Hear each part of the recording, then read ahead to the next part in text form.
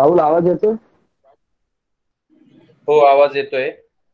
सर्वांना रामनवमीच्या हार्दिक शुभेच्छा. आजचं सत्र चालू करायला हरकत नाहीये.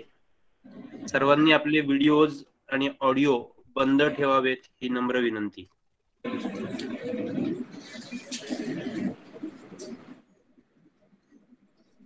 गणाधीशजो ईश सर्वा गुणांचा मुळारंभारंभतो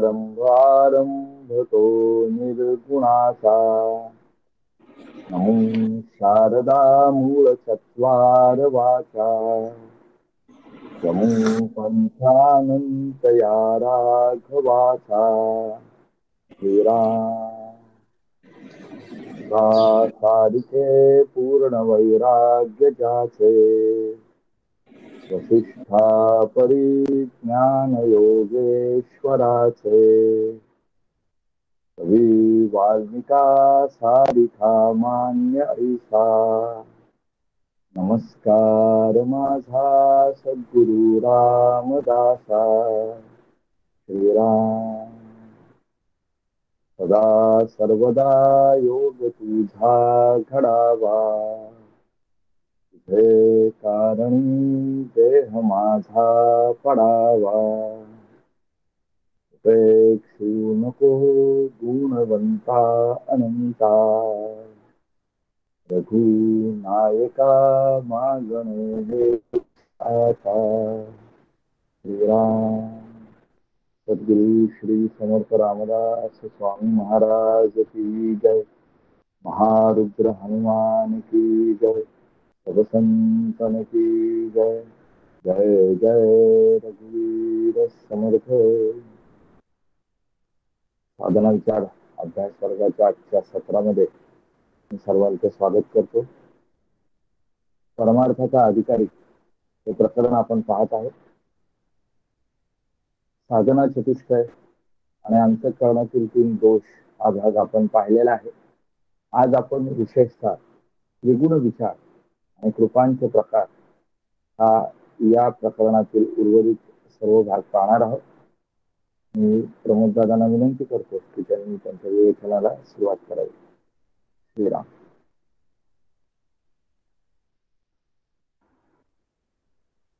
जय जय रघुवीर समर्थ। माझा आवाज सगळ्यांना ऐकू येतोय? हो, येतोय। धन्यवाद।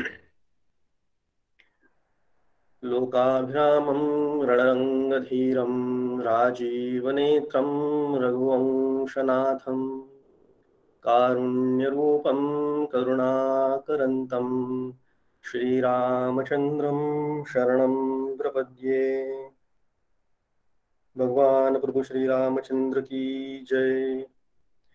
आनंदमानंदकरं प्रसन्नं ज्ञानस्वरूपं निजबोधयुक्तं योगीन्द्रमीड्यं भवरोगवैद्यं श्रीमद्गुरुं नित्यमहं नमामि। सद्गुरुनाथ महाराज की जय। सब संतन की जय।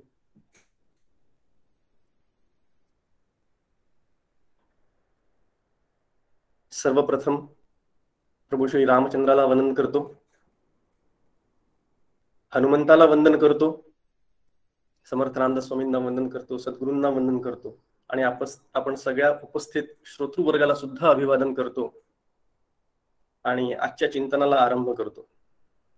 आज श्री रामनवमी, त्यानिमित्त आपणा सर्वांना रामनवमीच्या हार्दिक शुभेच्छा आणि नमस्कार।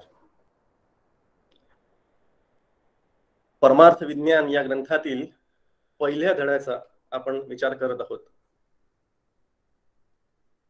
पहिला चॅप्टर, परमार्थाचा अधिकारी कोण। आणि मागच्या वेळेला आपण आता सांगितलं त्याप्रमाणे साधन चतुष्टय संपन्नता म्हणजे काय, विवेक, वैराग्य, समाधी, षटक संपत्ती आणि मुमुक्षुत्व यांचा आपण विचार केला होता।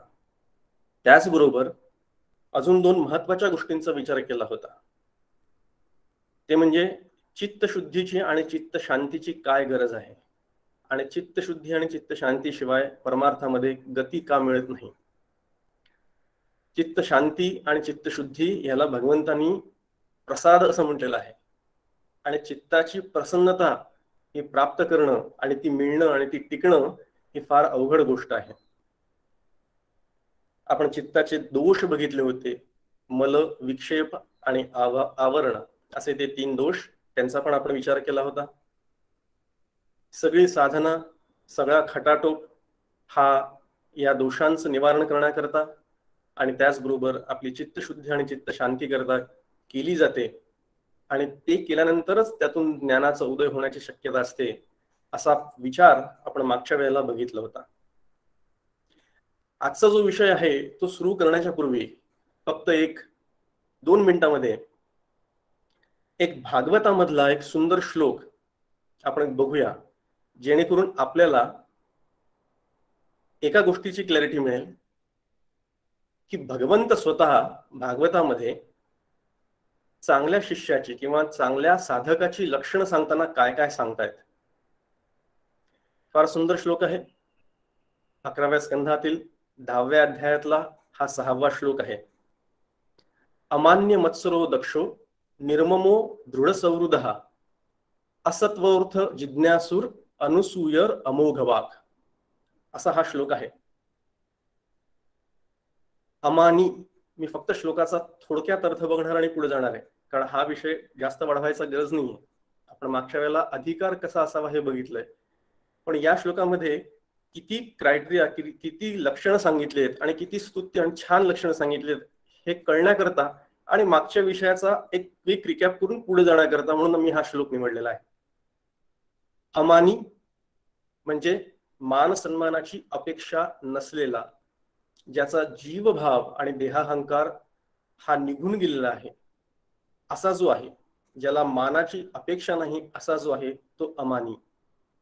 निर्मत्सरी म्हणजे जो कोणाचाही मत्सर करत नाही, द्वेष, तिरस्कार, हेवा या प्रकारचं काहीही जो कोणाचं करत नाही, दुसऱ्याबद्दलचा द्वेष ज्याच्या मनामध्ये नाही, मत्सर ज्याच्या मनामध्ये नाही, असा जो तो चांगला साधक, असं भगवंत आपल्याला सांगतायत उद्धवाच्या मार्फत भागवतामध्ये. तो कसा आहे? अजून दक्ष आहे.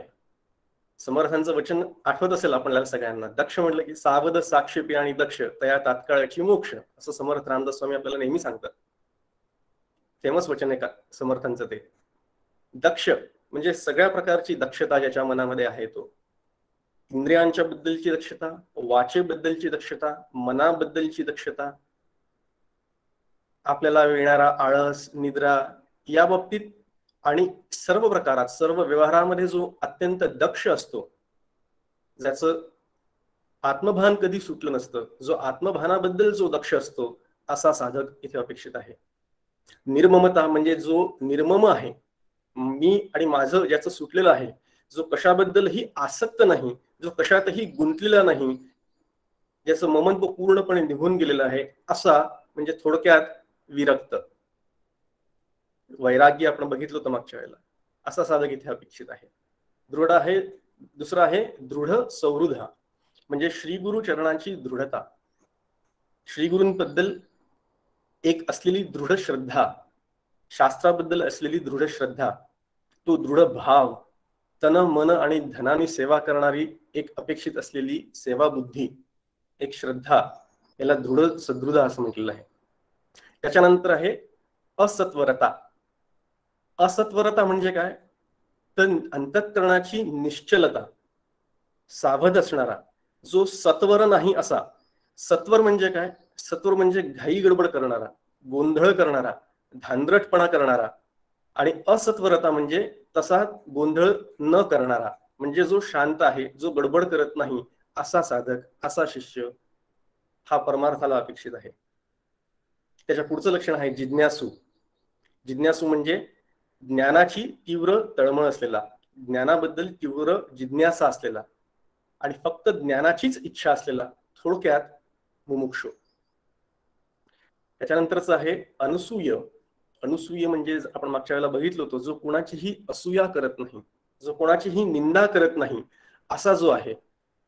मागाहून न बोलणारा, समोरासमोर बोलणारा, लोकांच्या पश्चात न बोलणारा, असा जो आहे, जो सगळ्यांप्रती मत्सर न करणारा, म्हणजेच समभाव धरणारा, असा जो आहे, तसा साधक अभिप्रेत आहे. आणि शेवटचं अमोघ वाक. अमोघ वाक म्हणजे पवित्र वचन बोलणारा, सत्य भाषण करणारा, मृदू आणि हितकारक अशा गोष्टी बोलणारा. आता ह्या श्लोकातनं हे 9 गुण आपल्याला सांगितले आहेत. मी या श्लोकाचा हा श्लोक एवढा करता उद्धृत केला की आपण परमार्थाचा अधिकारी कोण याचा विचार करत आहोत. मागच्या वेळेला शास्त्र भागामध्ये विवेक, वैराग्य, समाधी षटक बघितलं, पण ही लक्षणं जेव्हा आपल्या समोर येतात त्यावेळेला एक प्रश्न मला इथे उपस्थित करावा असा वाटतो की आपल्यापैकी किती जणांमध्ये हे गुण आहेत असा आपण विचार करतो. या गुणांच्या जोपासनेकरता आपण विचार करतो, याचा आपणच आपल्या मनामध्ये थोडासा विचार करायचा आहे. आपण खरंच जिज्ञासू आहोत का? आपण खरंच निर्मम झालेलो आहोत का? आपण खरंच निर्मत्सरी आहोत का?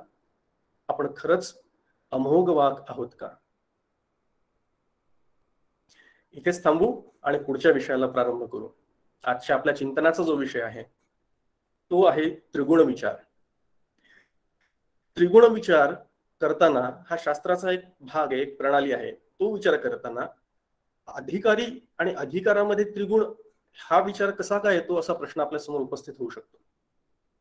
अधिकार, परमार्थाचा अधिकार कमवताना त्रिगुणांची काय आवश्यकता आहे असा विचार आपल्या मनामध्ये येऊ शकतो. त्रिगुण हा विषयच खरं म्हणजे खूप मोठा आहे. 3 गुण सत्व, रज, तम आपल्या सगळ्यांना माहिती आहेत, त्याचं आपण चिंतन करणार आहोत. पण भरपूर लिखाण याच्यावर झालेलं आहे. समर्थांनी प्रत्येक गुणावर एक समास दिलेला आहे. दासबोधामध्येच नाही तर भगवद्गीतेमध्ये सुद्धा 14वा अध्याय पूर्ण त्याच्याकरता आहे. त्याच्यामुळे त्रिगुण हा एक अत्यंत महत्वाचा विषय आहे शास्त्रांच्या समोर, आणि तो सुरुवातीलाच कळून घेतला, समजून घेतला. पायाभरणी ज्याला म्हणतात, त्या पायाभरणीमध्ये जर का तो विषय आपल्याला नीट आकलन झाला आणि त्यातनं आपल्याला काय साधायचं आहे हे कळलं तर पुढची इमारत बांधायला वेळ लागणार नाही. आपण विचार करतो आहोत परमार्थाचा अधिकारी कोण. अधिकार प्राप्त करण्याकरता चित्ताची शांती, चित्ताची शुद्धी ही अपेक्षित आहे. आणि चित्त कशामुळे गढूळ होतं, कशामुळे अपवित्र होतं, त्याचं कारण काय, ते अपवित्र का झालं किंवा ते मलिन का झालं, आणि ह्या अधिकार प्राप्त करताना किंवा या अधिकार प्राप्तीमध्ये या त्रिगुणांचा वापर कसा करायचा याचा आपण थोडासा आता चिंतन करू. सर्वप्रथम थोडी सैद्धांतिक मांडणी काय आहे ती बघू. त्रिगुणाची निर्मिती कशी झाली, हे 3 गुण आले कुठनं असा एक प्रश्न पडतो. पहिले 3 गुण म्हणतात तुम्ही, आहे ठीक आहे, सत्व, रजतम ऐकलंय, पण ते आले कुठनं, ती निर्मिती कशी झाली ती समजून घेण्याचा प्रयत्न करू. आणि ती समजून घेण्याचा प्रयत्न का करायचा याचं देखील कारण बघू. थोडंसं शास्त्रचिकित्सा होणार आहे आज, पण त्याचप्रमाणे आपले श्रीगुरु ज्याप्रमाणे सांगतात त्याप्रमाणे शास्त्राला साधनेमध्ये कसं परिवर्तित करावं लागतं किंवा करता येतं याचा देखील आपण आढावा घेणार आहोत. माझा तसा प्रयत्न निश्चित असणार आहे. सर्वप्रथम कुठलीही वस्तू, कुठलाही पदार्थ जो आपल्याला दिसतो या जगामध्ये, जो आपल्याला प्रतीत होतो, तो कधीतरी तयार झालेला असतो, कधीतरी त्याची निर्मिती झालेली असते. उदाहरणार्थ माझ्यासमोर हा लॅपटॉप आहे. हा जो लॅपटॉप आहे याची काहीतरी एक निर्मितीची तारीख आहे. माझ्यासमोर एक सोफा सेट आहे, काही फर्निचर आहे, ही बिल्डिंग आहे. या प्रत्येक गोष्टीमध्ये, या प्रत्येक गोष्टीची कधी ना कधी निर्मिती झालेली आहे, ते निर्माण झालेलं आहे. ज्या अर्थी ते निर्माण झालं आहे त्या अर्थी त्याचा निर्माता असलाच पाहिजे. बघा, विचार करा, जी गोष्ट आपल्याला प्रदर्शनात येते ती गोष्ट ज्या अर्थी निर्माण झाली आहे त्या अर्थी त्याचा कोणीतरी निर्माता असलाच पाहिजे, कोणीतरी कर्ता असलाच पाहिजे. कर्त्याशिवाय कार्याला सिद्धी मिळत नाही. कार्य ज्या अर्थी दिसते त्या अर्थी त्याचा कर्ता असलाच पाहिजे, असा शास्त्राचा नियम आहे. ठीक आहे, आपण हा विचार इथे थांबवू. सर्वप्रथम सगळ्यात पहिल्यांदा केवल ब्रह्म होतं. केवल ब्रह्म जे निष्क्रिय आहे, जे निष्कलंक आहे, जे अत्यंत शांत आहे, त्या ब्रह्मतत्वावर सर्वप्रथम स्फुरण झालं. आणि ते जे स्फुरण झालं त्याला म्हणतात मूळ स्फुरण. एकोहम बहुश्याम हे जे स्फुरण झालं, हे स्फुरण म्हणजे हा एक तरंग त्या शांत असलेल्या ब्रह्मतत्वावर झाला असं आपण गृहीत धरतो आणि त्याप्रमाणे ही मांडणी पुढे जाते. आत्मामध्ये समर्थ सांगतात, अहम ऐसे जे स्फुरण ते मायेचे लक्षण. हे जे स्फुरण झालं, अहम मी आहे, माझ्या अस्तित्वाची जाणीव मला जी झाली, हे जे पहिलं स्फुरण होतं त्याला मूळ माया असं म्हटलेलं आहे. या मूळ मायेमध्ये तिन्ही गुणांचं साम्यावस्था आहे. हे तिन्ही गुण मूळ मायेमध्ये अत्यंत सुप्तावस्थेत आहेत. या मूळ मायेपासून म्हणजे या स्फुरणामध्ये सगळ्यात प्रथम गुणांचं साम्य इम्बॅलन्स झाला, साम्य हल्लं त्यांचं, त्याच्यात इम्बॅलन्स झाला. त्या मायेला गुणक्षोभिणी माया किंवा गुणमाया असं म्हटलेलं आहे. गुणांचा क्षोभ झाला म्हणजे काही गुण सत्वप्रधान झाले, काही रजप्रधान झाले, काही तमप्रधान प्राधान्यामुळे काही गोष्टी घडल्या. त्या काय घडल्या, कशा पद्धतीने घडल्या त्याचा विचार करू आपण. पण सांगतो काय आहे, केवल ब्रह्म, केवल ब्रह्मामध्ये पहिलं स्फुरण एकोहम हे जे स्फुरण झालं ते, त्यामुळे त्याला म्हटलं आहे मूळ माया. आणि त्या मूळ मायातनं गुणांच्या साम्यावस्थेमध्ये झालेला बदल शोभ म्हणून त्याला गुणक्षोभिणी माया असं म्हटलेलं आहे. आणि त्यापासून जड मायाची निर्मिती झाली. ही जी प्रकृती दिसते आहे ह्याला अष्टधा प्रकृती असं म्हणतात. अष्टधा प्रकृतीमध्ये 8 घटक आहेत आपण बघतो. 8 घटक कुठले? पंचमहाभूत आणि त्रिगुण. हे पंचमहाभूत आणि हे 3 गुण ज्याचा आपण आता विचार करणार आहोत याला मिळून अष्टधा प्रकृती म्हणतात. पंचमहाभूत कुठली आहेत हे आपल्या सगळ्यांना माहिती आहे असं मी गृहीत धरतो आणि ते उद्धृत करत नाही. पण पंचमहाभूत आणि हे 3 गुण असे 5 अधिक 3 बरोबर 8 याला मिळून अष्टधा प्रकृती असं म्हणतात. आणि संपूर्ण सृष्टी, संपूर्ण चराचर जे आपल्याला दिसतं, जे आपण भोगतो, जे आपण बघतो, ज्याचा आपण जाणीव करून घेऊ शकतो, हे सगळंच्या सगळं जग हे त्रिगुणात्मक आहे असं म्हटलेलं आहे. हे अष्टधा प्रकृतीचं बनलेलं आहे असं म्हटलेलं आहे. सुरुवातीला आपण बघितलं की गुणांची साम्यावस्था असते. जेव्हा गुण बॅलन्स स्थितीमध्ये असतात त्यावेळेला त्याला प्रकृती असं म्हणतात. प्रकृती आणि प्रकृतीमध्ये थोडासा बदल होऊन गुणक्षोभिणी मायावरून त्या मायेपासून जी पुढची निर्मिती होते, ती सगळी जी निर्मिती आहे ती चराचर सृष्टीला कारणीभूत ठरलेली आहे. आता सृष्टी हे कार्य आहे. कार्य आहे म्हणजे त्याचा कर्ता आहे. कर्ता आहे म्हणजे ते कोणीतरी केलेलं आहे. आणि मगाशी तर म्हटलं ब्रह्म हे कसं आहे, ते निष्क्रिय आहे. मग आता कर्ता कोण? प्रश्न उपस्थित होतो, सृष्टीचा कर्ता कोण? ब्रह्म तर काही करत नाही, ते निराकार आहे, ते निष्कलंक आहे, ते काहीही करत नाही. निष्क्रिय असलेल्या ब्रह्माकडनं काही झालं असं म्हणता येणं शक्य नाही. मग ह्या सृष्टीचा निर्माता कोण असा जेव्हा प्रश्न उपस्थित होतो त्यावेळेला त्याच्या कर्तेपणाचा आरोप ज्या शक्तीला द्यावा लागतो ती शक्ती म्हणजे ईश्वर. तिथे ईश्वर येतो. ब्रह्म ईश्वर. आता ईश्वराचं इथे निर्मिती झाली असं आपण म्हणायला हरकत नाही. आता जेव्हा गुणांमध्ये क्षोभ होतो त्यावेळेला 2 प्रकारे गुण काम करतात. एक शुद्ध सत्व प्रधान प्रकृती, त्याला माया म्हटलेलं आहे. आणि दुसरी मलिन सत्व प्रधान प्रकृती, त्याला अविद्या म्हटलेलं आहे. एक माया आणि दुसरी अविद्या. शुद्ध सत्व प्रधान आणि मलिन सत्व प्रधान. जी शुद्ध सत्व प्रधान माया आहे, जी प्रकृती आहे, त्या मायेमध्ये पडलेल्या ब्रह्माच्या प्रतिबिंबाला ईश्वर असं म्हणतात. आणि या अविद्येच्या मध्ये पडलेल्या ब्रह्माच्या प्रतिबिंबाला जीव असं म्हणतात. मायोपहित चैतन्य, मायो उपहित म्हणजे मायेमध्ये असलेलं चैतन्य म्हणजे ब्रह्मचैतन्य जे आहे ते, त्याला ईश्वर अशी संज्ञा दिलेली आहे. आणि अविद्येमुळे जे झालेलं आहे, अविद्य उपहित चैतन्य जे आहे त्याला जीव असं म्हणतात. माया ही शुद्ध सत्व प्रधान असल्यामुळे ती शुद्ध आहे, अत्यंत स्वच्छ आहे, अत्यंत ज्ञानरूप आहे. म्हणून ईश्वर कसा आहे? ज्ञानरूप आहे. ईश्वराचं अस्तित्व हे शुद्ध आहे आणि जीव कसा आहे हा मलिन सत्वप्रधान झालेला असल्यामुळे जीव जो आहे तो अशुद्ध आहे, तो अज्ञानी आहे, तो अल्पज्ञ आहे. अशा पद्धतीने आपण बघितलं ब्रह्म, ईश्वर, जीव आणि या ईश्वराने निर्माण केलेली, या जीवाच्या उपभोगार्थ बनवलेली जी सगळी सृष्टी ते जगत. अशा पद्धतीने आपण 4 गोष्टींचा विचार केला. ब्रह्म, ईश्वर, जगत आणि जीव. आता तुम्हाला कळलं असेल साधायचं काय आहे आपल्याला या विचारातून. आपण बघतो आहोत मायेची निर्मिती कशी झाली, त्रिगुणांची निर्मिती कशी झाली, हा विचार करताना हे सगळं आपण आणलेलं आहे. इथे 3 गुण कुठून आले वगैरे येऊ आपण तिथे. फक्त क्रम कसा आहे तो लक्षात घेतला तर आपल्याला कळतं की आता हा जो जीव आहे, जो अल्पज्ञ आहे, जो अज्ञानी आहे, त्याला ज्ञानरूपतेकडे जायचं आहे आणि ज्ञानस्वरूप असलेल्या ब्रह्माशी एकरूप व्हायचं आहे.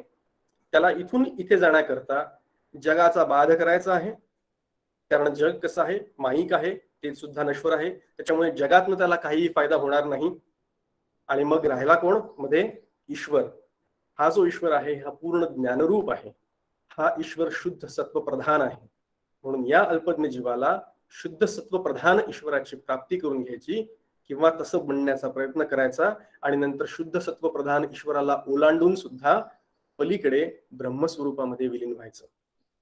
आपण असा उलट विचार करतो आहोत. सृष्टीच्या निर्मितीचा जो क्रम बघितला आपण, जो ब्रह्मतत्वापासून इथे आलो, तो आता हा जो जीव आहे तो असा उलट विचार करत जर का आपण गेलो तर आपल्याला जीवदशेपासून तर ब्रह्मदशेपर्यंत जाता येऊ शकतं. ते जाणं कसं आहे ते त्रिगुणांमधनं आहे. त्याच्याकरता म्हणून गुणांचा अभ्यास करायचा, म्हणून हे सगळं समजून घ्यायचं. शुद्ध जाणीवेवर जे पहिलं स्फुरण झालं, मी आहे असं जे सर्वप्रथम स्फुरण जे झालं, ते स्फुरण म्हणजेच अशुद्ध जाणीव असं म्हटलेलं आहे. त्यालाच अज्ञान असं म्हटलेलं आहे, त्यालाच माया असं म्हटलेलं आहे. या अज्ञानातून आपल्या सगळ्यांची निर्मिती झालेली आहे, हे पक्क लक्षात ठेवायचं. जी पहिली स्फुरण आहे त्यालाच अज्ञान म्हटलं आहे. तुम्ही म्हणाला स्फुरण म्हणजे अज्ञान, हे कसं काय, हे पटलं नाही बा आपल्याला, पण तसंच ते आहे. शास्त्राचा तसाच विचार आहे. आता जास्त खोलात जाऊन त्याची चिकित्सा करण्याचं कारण नाही, आपल्याला विषय बराच मोठा कव्हर करायचा आहे. आपण पुढे जाऊया. सांगायचा मुद्दा इथे एवढाच आहे की ब्रह्मापासून मूळमाया, मूळमायेपासून गुणमाया, गुणमायेपासून जडमाया आणि या जडमायामध्ये एक घटक म्हणून जीव अशी निर्मिती झालेली आहे. आणि या परत उलट्या क्रमाने गेलो तर आपण ब्रह्मतत्वापर्यंत पोहोचू शकू, त्याप्रमाणे आपण व्यापक होऊ शकू आणि तसं आपल्याला होणं अपेक्षित आहे. मग आता हे करत असताना हा जो ईश्वर आहे, ज्या ईश्वराने हे सगळी चराचर सृष्टी घडवली, हे जे 3 गुण आहेत जे ईश्वराचे, ते कसे आहेत, त्यांचं कार्य काय, ते काय पद्धतीने काम करतात, आपण त्याच्यामध्ये कसे अडकतो, याचा ऊहापोह आपण आता करणार आहोत. त्रिगुण, 3 गुण. गुण म्हणजे काय? सगळ्यात पहिले आपल्याला गुण म्हणजे ना एक पटकन आठवतं. गुण म्हणजे किती गुण मिळाले परीक्षेमध्ये, पास झाला का नापास झाला असा प्रश्न विचारतात सगळेजण. गुण किती मिळाले, मार्क्स किती मिळाले. सध्या 10वी 12वीच्या परीक्षा सुरू आहेत. काही जणांच्या झाल्या आहेत, काही जणांच्या होत आहेत. प्रत्येक घरामध्ये 10वी आणि 12वी प्रत्येकाने आठवावी आपली आपली. सगळ्यांना हा प्रश्न पडतो, गुण किती आहेत, किती गुण मिळाले. त्या गुणांचा इथे काहीही संबंध नाही. त्या गुणांचा इथे काहीही संबंध नाही. गुण म्हणजे काय तर गुण म्हणजे एक प्रवृत्ती, एक वृत्ती किंवा एक शक्ती असं आपण म्हणू. प्रेरणा देणारी एखादी शक्ती, एखादा स्वभाव, एखाद्या वस्तूचा अंतर्भूत असलेला आत्मस्थित स्वभाव जो असतो तो म्हणजे तो गुण. काही गुणांचा स्वीकार करावा लागतो, काही गुणांचा त्याग करावा लागतो. उत्तम गुण घ्यावे असं म्हणतात समर्थ. करंट गुण जे आहेत, करंट लक्षण आहे, त्यांचा त्याग करावा असं म्हणतात. भगवद्गीतेमध्ये 16व्या अध्यायात दैवी गुण संपदा सांगितली आहे आणि राक्षसी गुण सांगितलेले आहेत. मग याचा स्वीकार करायचा, त्याचा त्याग करायचा, असे ते सगळे गुण आहेत का, असा प्रश्न आपल्या समोर उपस्थित होतो. त्याचा आणि या गुणांचा काही संबंध नाही.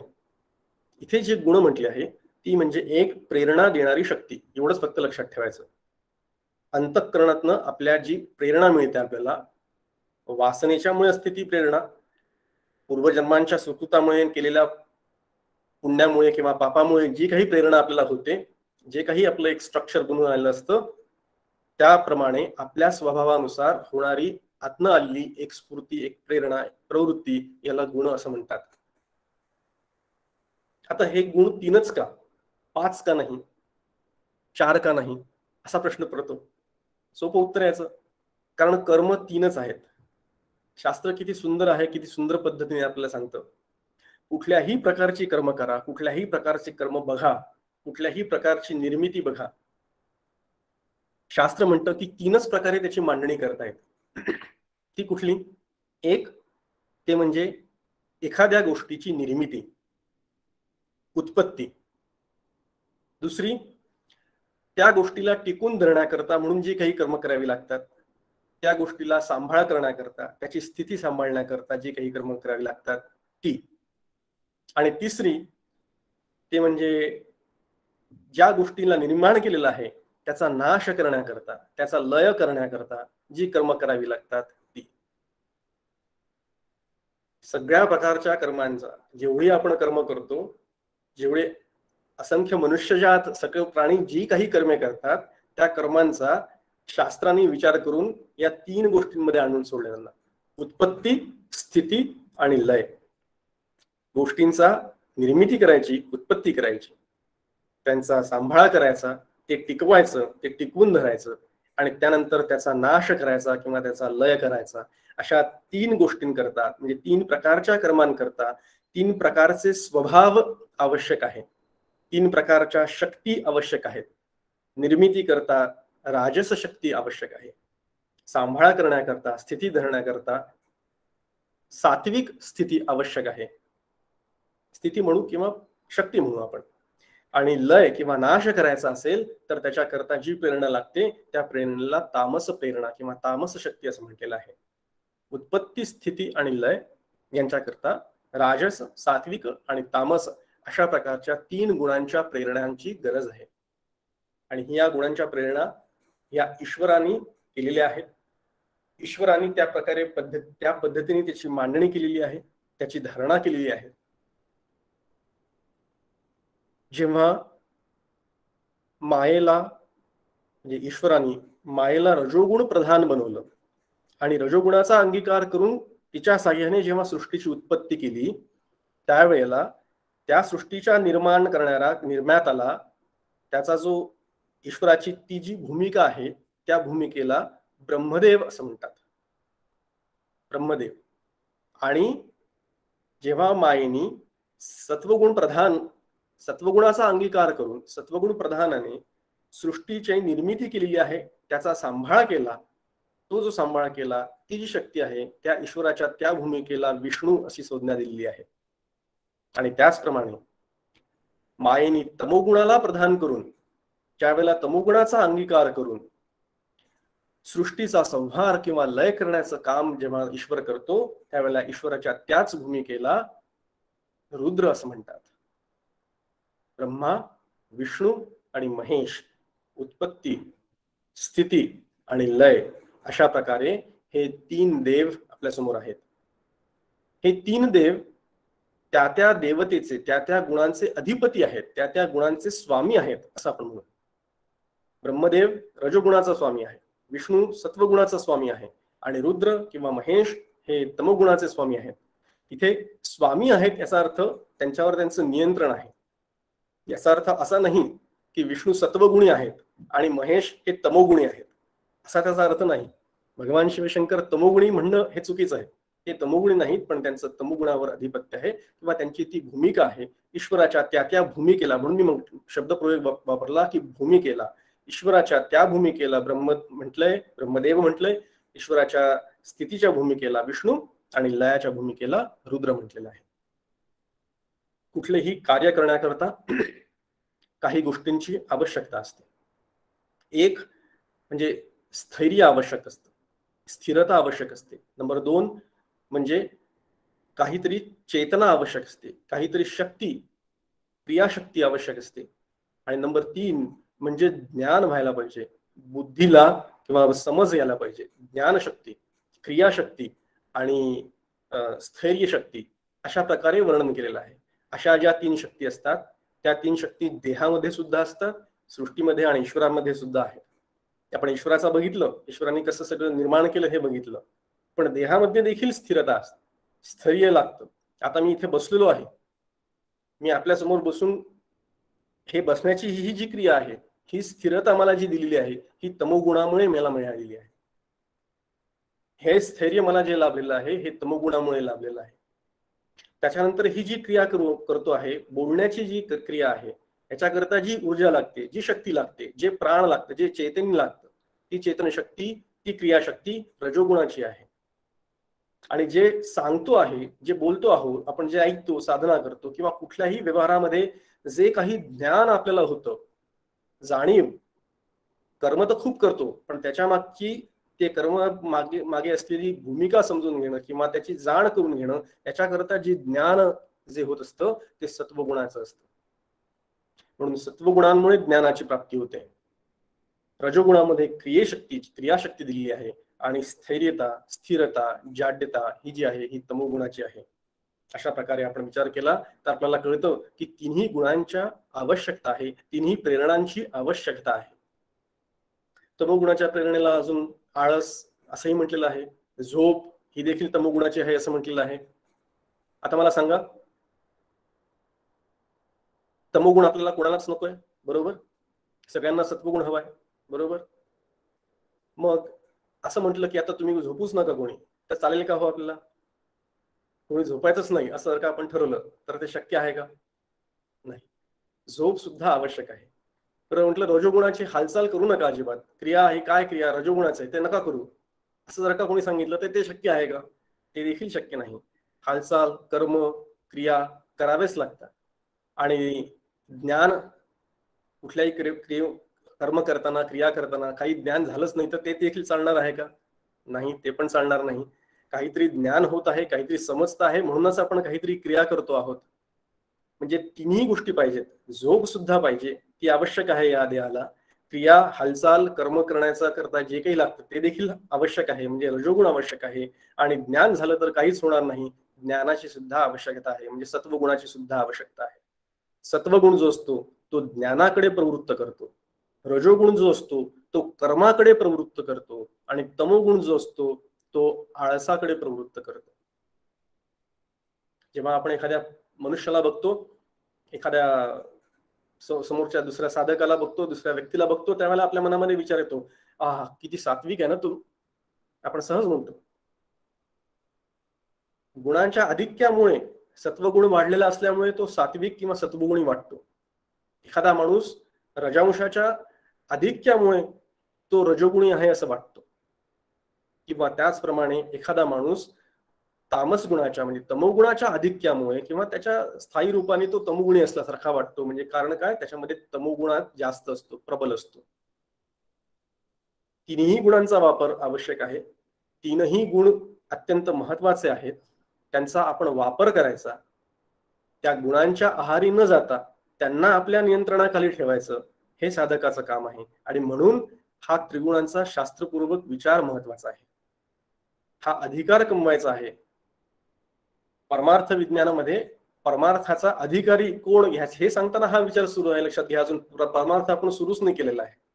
परमार्थाचा अधिकारी कोण एवढंच बघतो आहोत. हे जे 3 गुण आहेत, हे तीनही गुण महत्वाचे आहेत. ते तीनही गुण त्याज्य नाहीत, त्याचा त्याग करायचा नाही.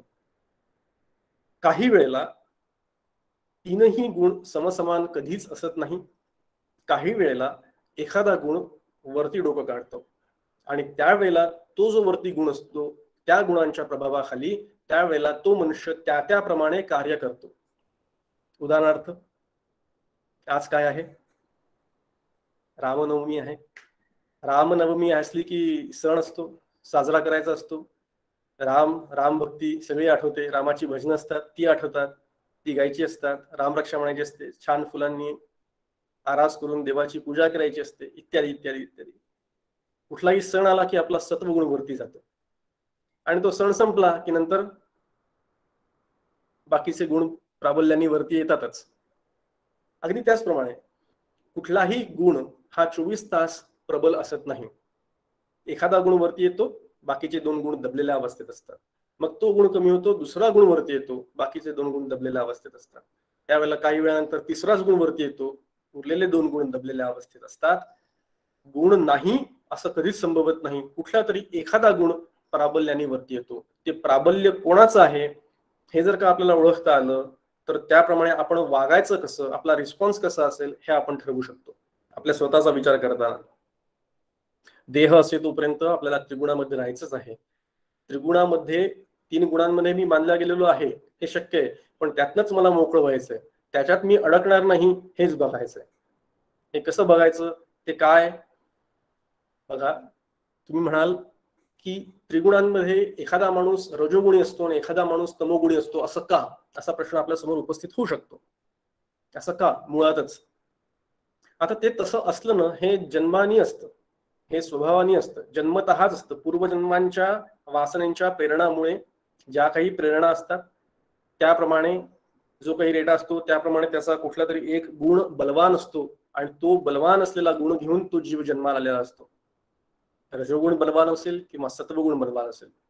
काही वेळेला असं आपल्याला जाणवतो की काही व्यक्ती आपल्याला भेटतात की ज्या मुळातच सत्वगुणी असतात, त्यांना फार कष्ट करावे लागत नाही. काय गुणांचे लक्षण आपण बघणारच आहोत ते, पण मुळातच तसे असतात. पण काही लोक तसे नसतात, काही लोकांना फार कष्ट पडतात. काही गुण तर तमोगुणीच असतात, आपल्याला दिसतच. त्यांची काय लक्षणं ते आपण बघू थोड्या वेळात. पण सर्वसामान्यपणे आपल्याला माहिती आहे जन्मतःच तसे असतात. त्याचं कारण काय, पूर्वजन्मांच्या सुकृतामुळे त्यांच्या ज्या वासना असतात त्याप्रमाणे त्यांना तो गुण बलवान करून ईश्वराने त्यांना दिलेला असतं. याचा अर्थ असा की जो गुण मला पाठवला आहे, ज्या गुणाने मला जन्म मिळाला आहे, तोच गुण मी घेऊन जगायचा का, त्याचं उत्तर नाही असं आहे. परमार्थाच्या प्रांतामध्ये जे साधक साधना करण्याकरता म्हणून तत्पर आहेत त्यांनी एकच काम करायचं आहे, ते म्हणजे आपला सत्वगुण वाढवायचा आहे. का वाढवायचा आहे त्याचा उहापोह विचार आपण करणार आहोत. पण कुठला गुण जोपासायचा, कुठला गुण त्याज्य आहे म्हणून त्यागायचा, हे याचं क्रियमाण कर्म स्वातंत्र्य प्रत्येक मनुष्याला आहे. ते कोणा एका माणसाकडे नाही, प्रत्येकाला ते दिलेलं आहे आणि ते आपण मिळवू शकतो. हीच मनुष्य जन्माची खासियत आहे. म्हणून नरदेहाचं महत्व आहे. आपण साधनेच्या दृष्टीने विचार करू. आताच म्हणालो परमार्थामध्ये सत्वगुणाला जोपासावा लागतो, सत्वगुण जोपासावा लागतो. तमोगुणाचा त्याग करत आणायचा, हळूहळू तमोगुणाचा त्याग करायचा. आता त्याग करायचा म्हणजे काय, परत पूर्णपणे सोडून द्यायचा असं नाही. याचा त्याग करायचा म्हणजे मी पूर्णपणे तमोगुण सोडून दिला असं शक्य नाही. तमोगुण सोडून नाही द्यायचा, तमोगुणावर नियंत्रण मिळवायचं असं त्याचा अर्थ आहे. तर तमोगुणाला हळूहळू कमी करायचं, दाबायचं, त्याच्यावर नियंत्रण मिळवायचं आणि नंतर हळूहळू रजोगुणाला दाबायचं, त्याच्यावर नियंत्रण मिळवायचं आणि सत्वगुणाला जास्तीत जास्त प्रवृत्त करायचं. सत्वगुणाच्या प्रभावामुळे भगवत भक्तीकडे म्हणजे आपल्याला भगवंताच्या भक्तीकडे आपली प्रवृत्ती होते. रजोगुणाच्या आधिक्याने मनुष्य पुनर्जन्माच्या बेड्यामध्ये परत परत अडकतो आणि तमोगुणामध्ये अधोगती होते. म्हणून तमोगुण त्याज्यच आहे, रजोगुण सुद्धा त्याज्य आहे. तमोगुण साधकाला सुरुवातीला अत्यंत उपयुक्त आहे म्हणून तो स्वीकार्य आहे, पण नंतर पुढे गेल्यानंतर तो सुद्धा त्याज्य आहे. तो कसा ते आपण नंतर बघू. समर्थांची ओवी आहे, सत्वगुणे भगवत भक्ती, रजोगुणे पुनरावृत्ती, तमोगुणे अधोगती पावती प्राणी. सत्वगुणांमध्ये भगवत भक्ती वाढते. गुणांचं स्वरूप जाणून घेण्याची आवश्यकता आहे. हे स्वरूप जाणून घेतलं, सिद्धांत म्हणजे सैद्धांतिक स्तरावर जर का त्याचं स्वरूप जाणून घेतलं या गुणांचं, की आपल्याला कळेल की याची गरज काय आहे आणि आपण या सगळ्याचा विचार परमार्थाचा अधिकारी कोण हे जाणून घेताना का करतो आहोत. याची लक्षणं बघितली की आपल्याला कळेल. बऱ्याच जणांना ही लक्षणं माहिती आहेत, बऱ्याच जणांनी याचा विचार केलेला असेल. आपण उरलेल्या वेळामध्ये या तीनही गुणांचा, त्या 3 गुणांची लक्षणं काय आहेत ती बघू आणि त्यानंतर या 3 गुणांच्या पलीकडे कसं जायचं याचा पण थोडासा विचार करूया.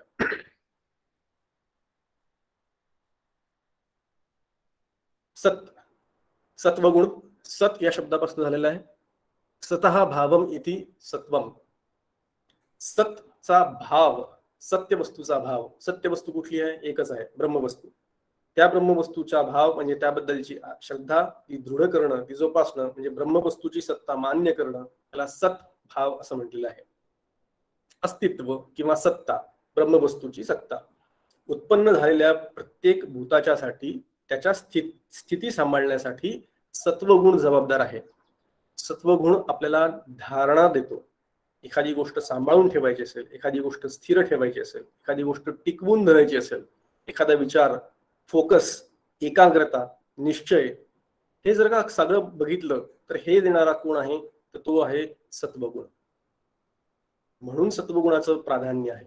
जो काही आपण अभ्यास करतो, जी काही आपण चिकित्सा करणार आहोत, त्याच्याकरता सत्वगुण का महत्वाचा? तो या कारणाकरता. भगवद्गीतेमध्ये वचन आहे, तत्र सत्वम निर्मलत्वात प्रकाशकम नामयम. शुद्ध, निर्मल आणि निर्दोष आणि स्वच्छ असं जे काही वर्णन आहे ते सत्वगुणाचं आहे. शुद्ध, निर्मल, निर्दोष असा सत्वगुण आहे. आणि ज्ञानासाठी तो प्रकाशक म्हणून आहे. निर्मलता आहेच, पण तो प्रकाशक सुद्धा आहे. प्रकाशक म्हणजे काय? काही गोष्टींवर प्रकाश पाडणारा, काही गोष्टींना नवीन जाणून घेणारा, जाणण्याची शक्ती देणारा, प्रदान करणारा, ज्ञानासाठी उपयुक्त असलेला असा हा जो आहे तो हा सत्वगुण आहे. काहीतरी नवीन शिकावं लागतं, काहीतरी एखादं काम जे असतं ते परत परत करावं लागतं, अभ्यास परत परत करावा लागतो, तो समजून घ्यावा लागतं. हे करण्याकरता म्हणून जो गुण प्राधान्याने लागतो, एखादी नवीन गोष्ट शिकून घेण्याकरता परत परत जी करावी लागते, प्राधान्याने जो गुण टिकून ठेवावा लागतो तो सत्वगुण. हे सत्वगुणाचं लक्षण आहे. सत्वगुणाचं दुसरं लक्षण आहे धृती, म्हणजे धारणा. आता म्हटलं पकडून ठेवणं, करणं, परत परत करणं. चित्त लवकर ज्ञान ग्रहण करतं जर का सत्वगुणी माणूस असेल तर. शाळेतला शिक्षक फळ्यावर तेच शिकवत असतो, 40-50 मुलं शिकत असतात, त्यातली काही मुलं पटकन समजून घेतात, त्यांना पटकन आकलन होतं, काही मुलांना अजिबात आकलन होत नाही, मग ट्युशनला जावं लागतं. तिथे गेल्यानंतर देखील आकलन होत नाही, ती गोष्ट वेगळी. ज्ञान, मिळालेलं ज्ञान ते पटकन ग्रहण करणं हे सत्वगुणामुळे होतं.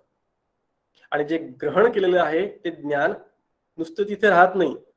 ऐकलेलं, आत्ता ऐकलंय, हा कळलंय, सगळं पटलंय, सगळं समजलंय, आणि नंतर 2 दिवसांनी विचारलं, 2 दिवसांनी कशाला 2 तासांनी विचारलं तरी सुद्धा नंतर सगळं वर्ग संपल्यानंतर जसं निघून जातं.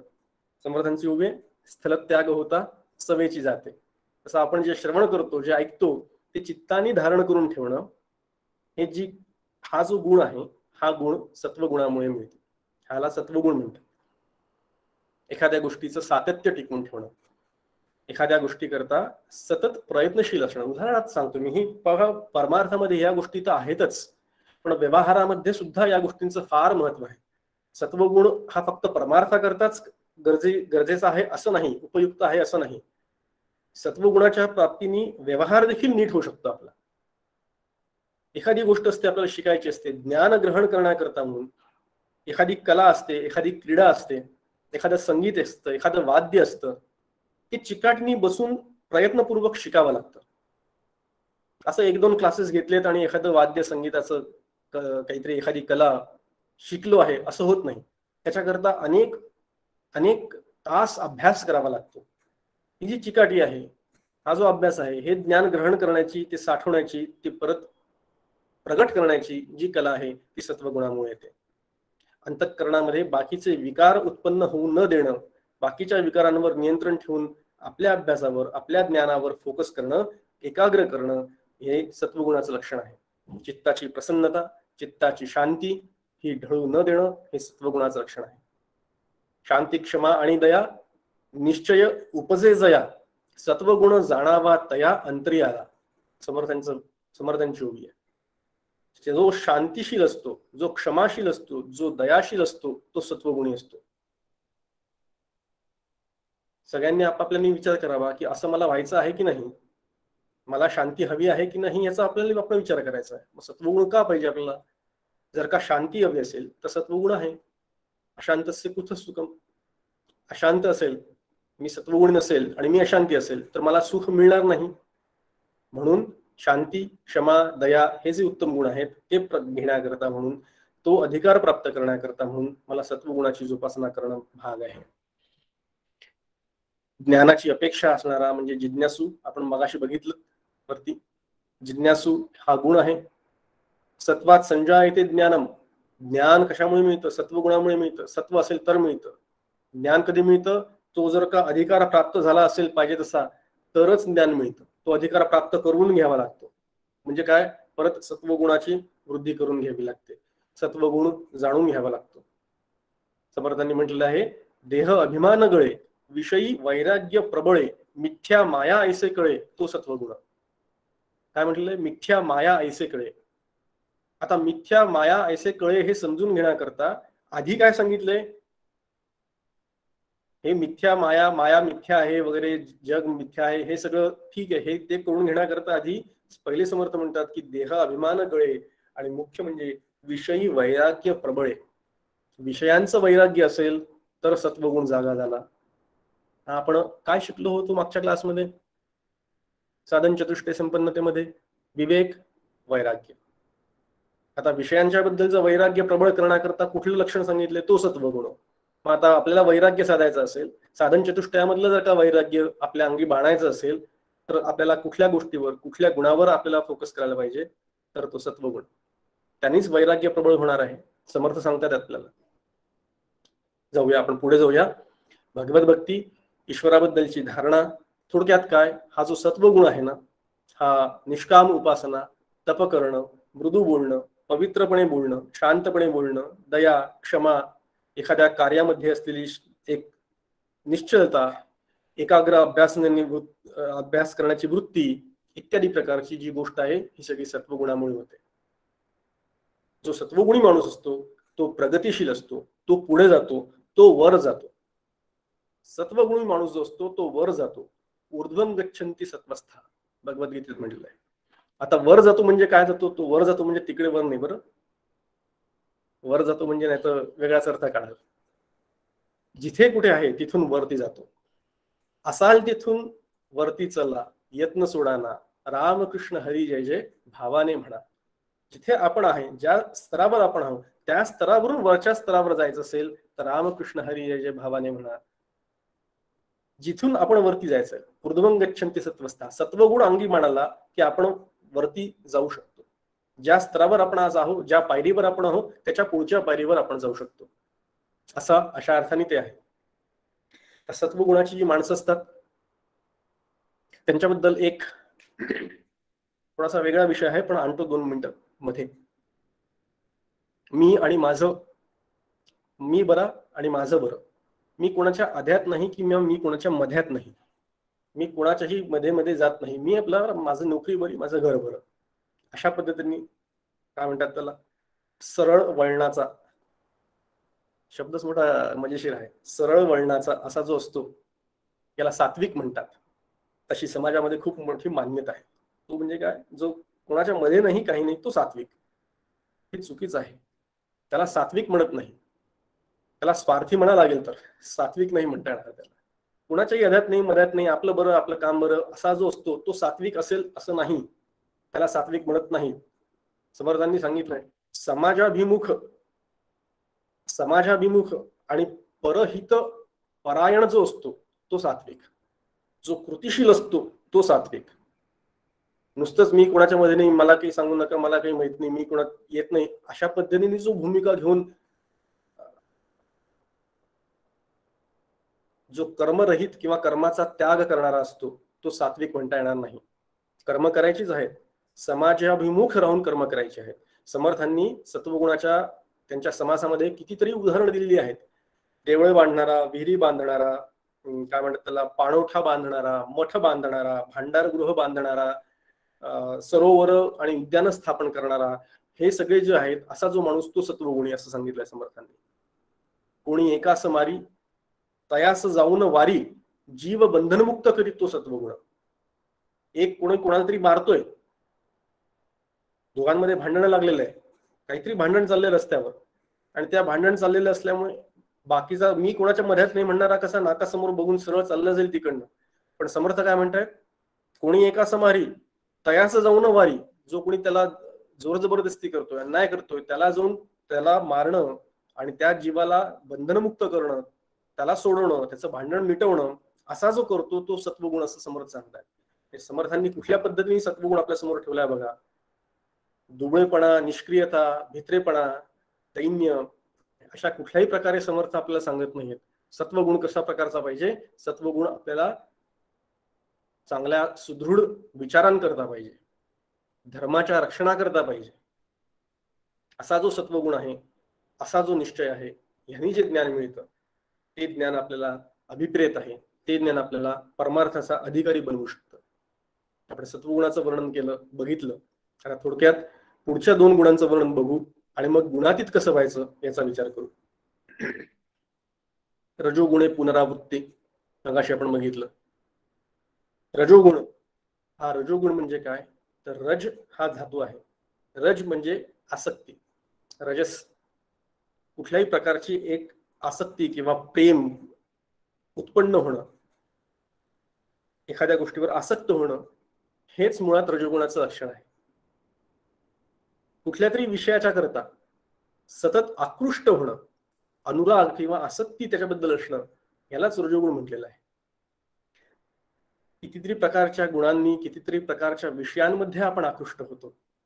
पंचविषय तर आपल्याला माहितीच आहेत, शब्द, स्पर्श, रूप, रसगंध. त्याच्यावर 5 विषय डॉक्टर काकांनी सांगितलेले आहेत. सत्ता, संपत्ती, यश, कीर्ती, प्रतिष्ठा, या सगळ्यांमध्ये आपण आकृष्ट होतो. सगळ्यांना सत्तेची हाव असते, यशाची हाव असते, कीर्ती वाढावी असं वाटत असतं प्रत्येकाला. आपला तो आत्ता विषय नाही, पण एक गोष्ट नक्की लक्षात ठेवायची की कितीही प्रयत्न केले तरी रजोगुण जो असतो, हा रजोगुण आपल्याला सतत भटकवत राहतो, इकडून तिकडे फरफटत नेतो, पण आपल्याला मूळ जे सुख आहे ते मिळत नाही. रजोगुणामधनं फक्त तो एका विषयाकडून दुसऱ्या विषयाकडे आकृष्ट करतो, तो विषयाचा भोग झाला की तिसऱ्या विषयाकडे आकृष्ट करतो, त्या विषयाचा भोग झाला नाही तर चौथ्या विषयाकडे आकृष्ट करतो. असं करत करत तो या विषयाकडून त्या विषयाकडे, त्या गोष्टीकडून त्या गोष्टीकडे असं सतत फरफटत नेणं जीवाला, हे कोणी करत असेल तर तो रजोगुण आहे. कधीही त्यामुळे विषयांच्या आसक्ती किंवा विषयांच्या भोगापासून समाधान मिळत नाही.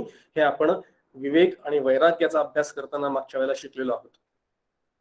विषयांपासून मुक्ती, विषयांच्या भोगांच्या इच्छेचा त्याग, याचा विचार आपण मागच्या वेळेला केलेला आहे. वैराग्य, कारण विषयांमध्ये सुख नाही हे पटलं पाहिजे. जोपर्यंत विवेक टिकत नाही तोपर्यंत वैराग्य होत नाही. मग इथे हा जो रजोगुण आहे, हा कशा प्रकारे काम करतोय आपल्याला, हे इथे आपल्या समोर येते. साध्या साध्या गोष्टी असतात. अगदी जीवन जगताना साध्या साध्या गोष्टी असतात. बरे खावे, बरे जेवावे, बरे ल्यावे, बरे नेसावे, दुसऱ्याचे अभिलाषावे, तो रजोगुण समर्थ म्हणतात. चांगलं चांगलं खायला पाहिजे, चांगलं चांगलं नेसायला पाहिजे, चांगलं चांगलं बघायला पाहिजे, एवढंवरच थांबत नाही तर दुसऱ्याचे अभिलाषावे समर्थ म्हणतात. माझ्याकडे चांगलं आहे ते मी घेतोय, ते मी खातोय, ते मी करतोय, काही कोणाची ना नाही. खाणं बाबा, तुझ्याकडे तू मिळवलंयस, तू तुझ्या पैशांनी खातो, तुम्हारे बाप का क्या जाता है असं जे म्हणतात. पण तसं इथे नसतं. याचा डोळा दुसऱ्याच्या पैशांवर असतो, याचा डोळा दुसऱ्याच्या चांगल्या गोष्टींवर असतो. हा रजोगुण सतत दुसरीकडे आकृष्ट करत असतो. म्हणून काम, क्रोध, लोभ, मद, मोह, मत्सर, दंभ, हे सगळे जे आहेत, हे सगळे षड्विकार ज्याला म्हणतात, हे रजोगुणामध्ये.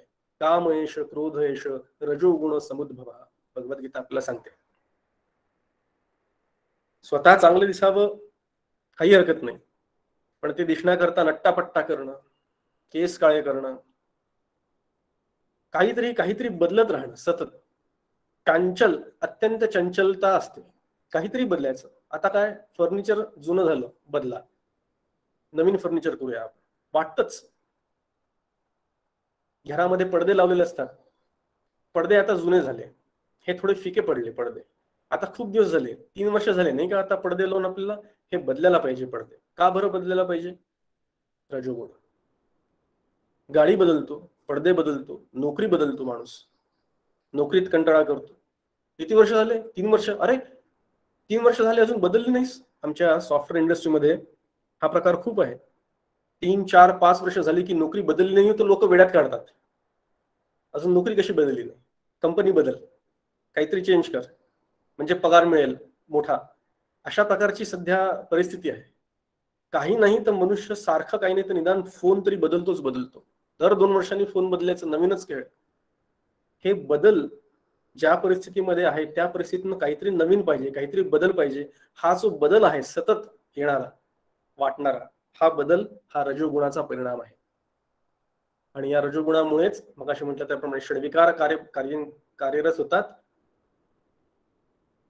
शृंगार करायला आवडतं, नटायला आवडतं, थटायला आवडतं, मिरवायला आवडतं, मटकायला आवडतं. अनेक प्रकारे विषयांच्या भोगाबसे आणि देहासक्तीमध्ये नुसतं पडून राहण्याकरता जो प्रबळ गुण आहे तो हा रजोगुण. जबरदस्त आसक्ती असते. आसक्ती कुठल्या कुठल्या गोष्टींवर असते. फोन तर मी मगाशी सांगितलं उदाहरण बदलण्याचं, पण घर,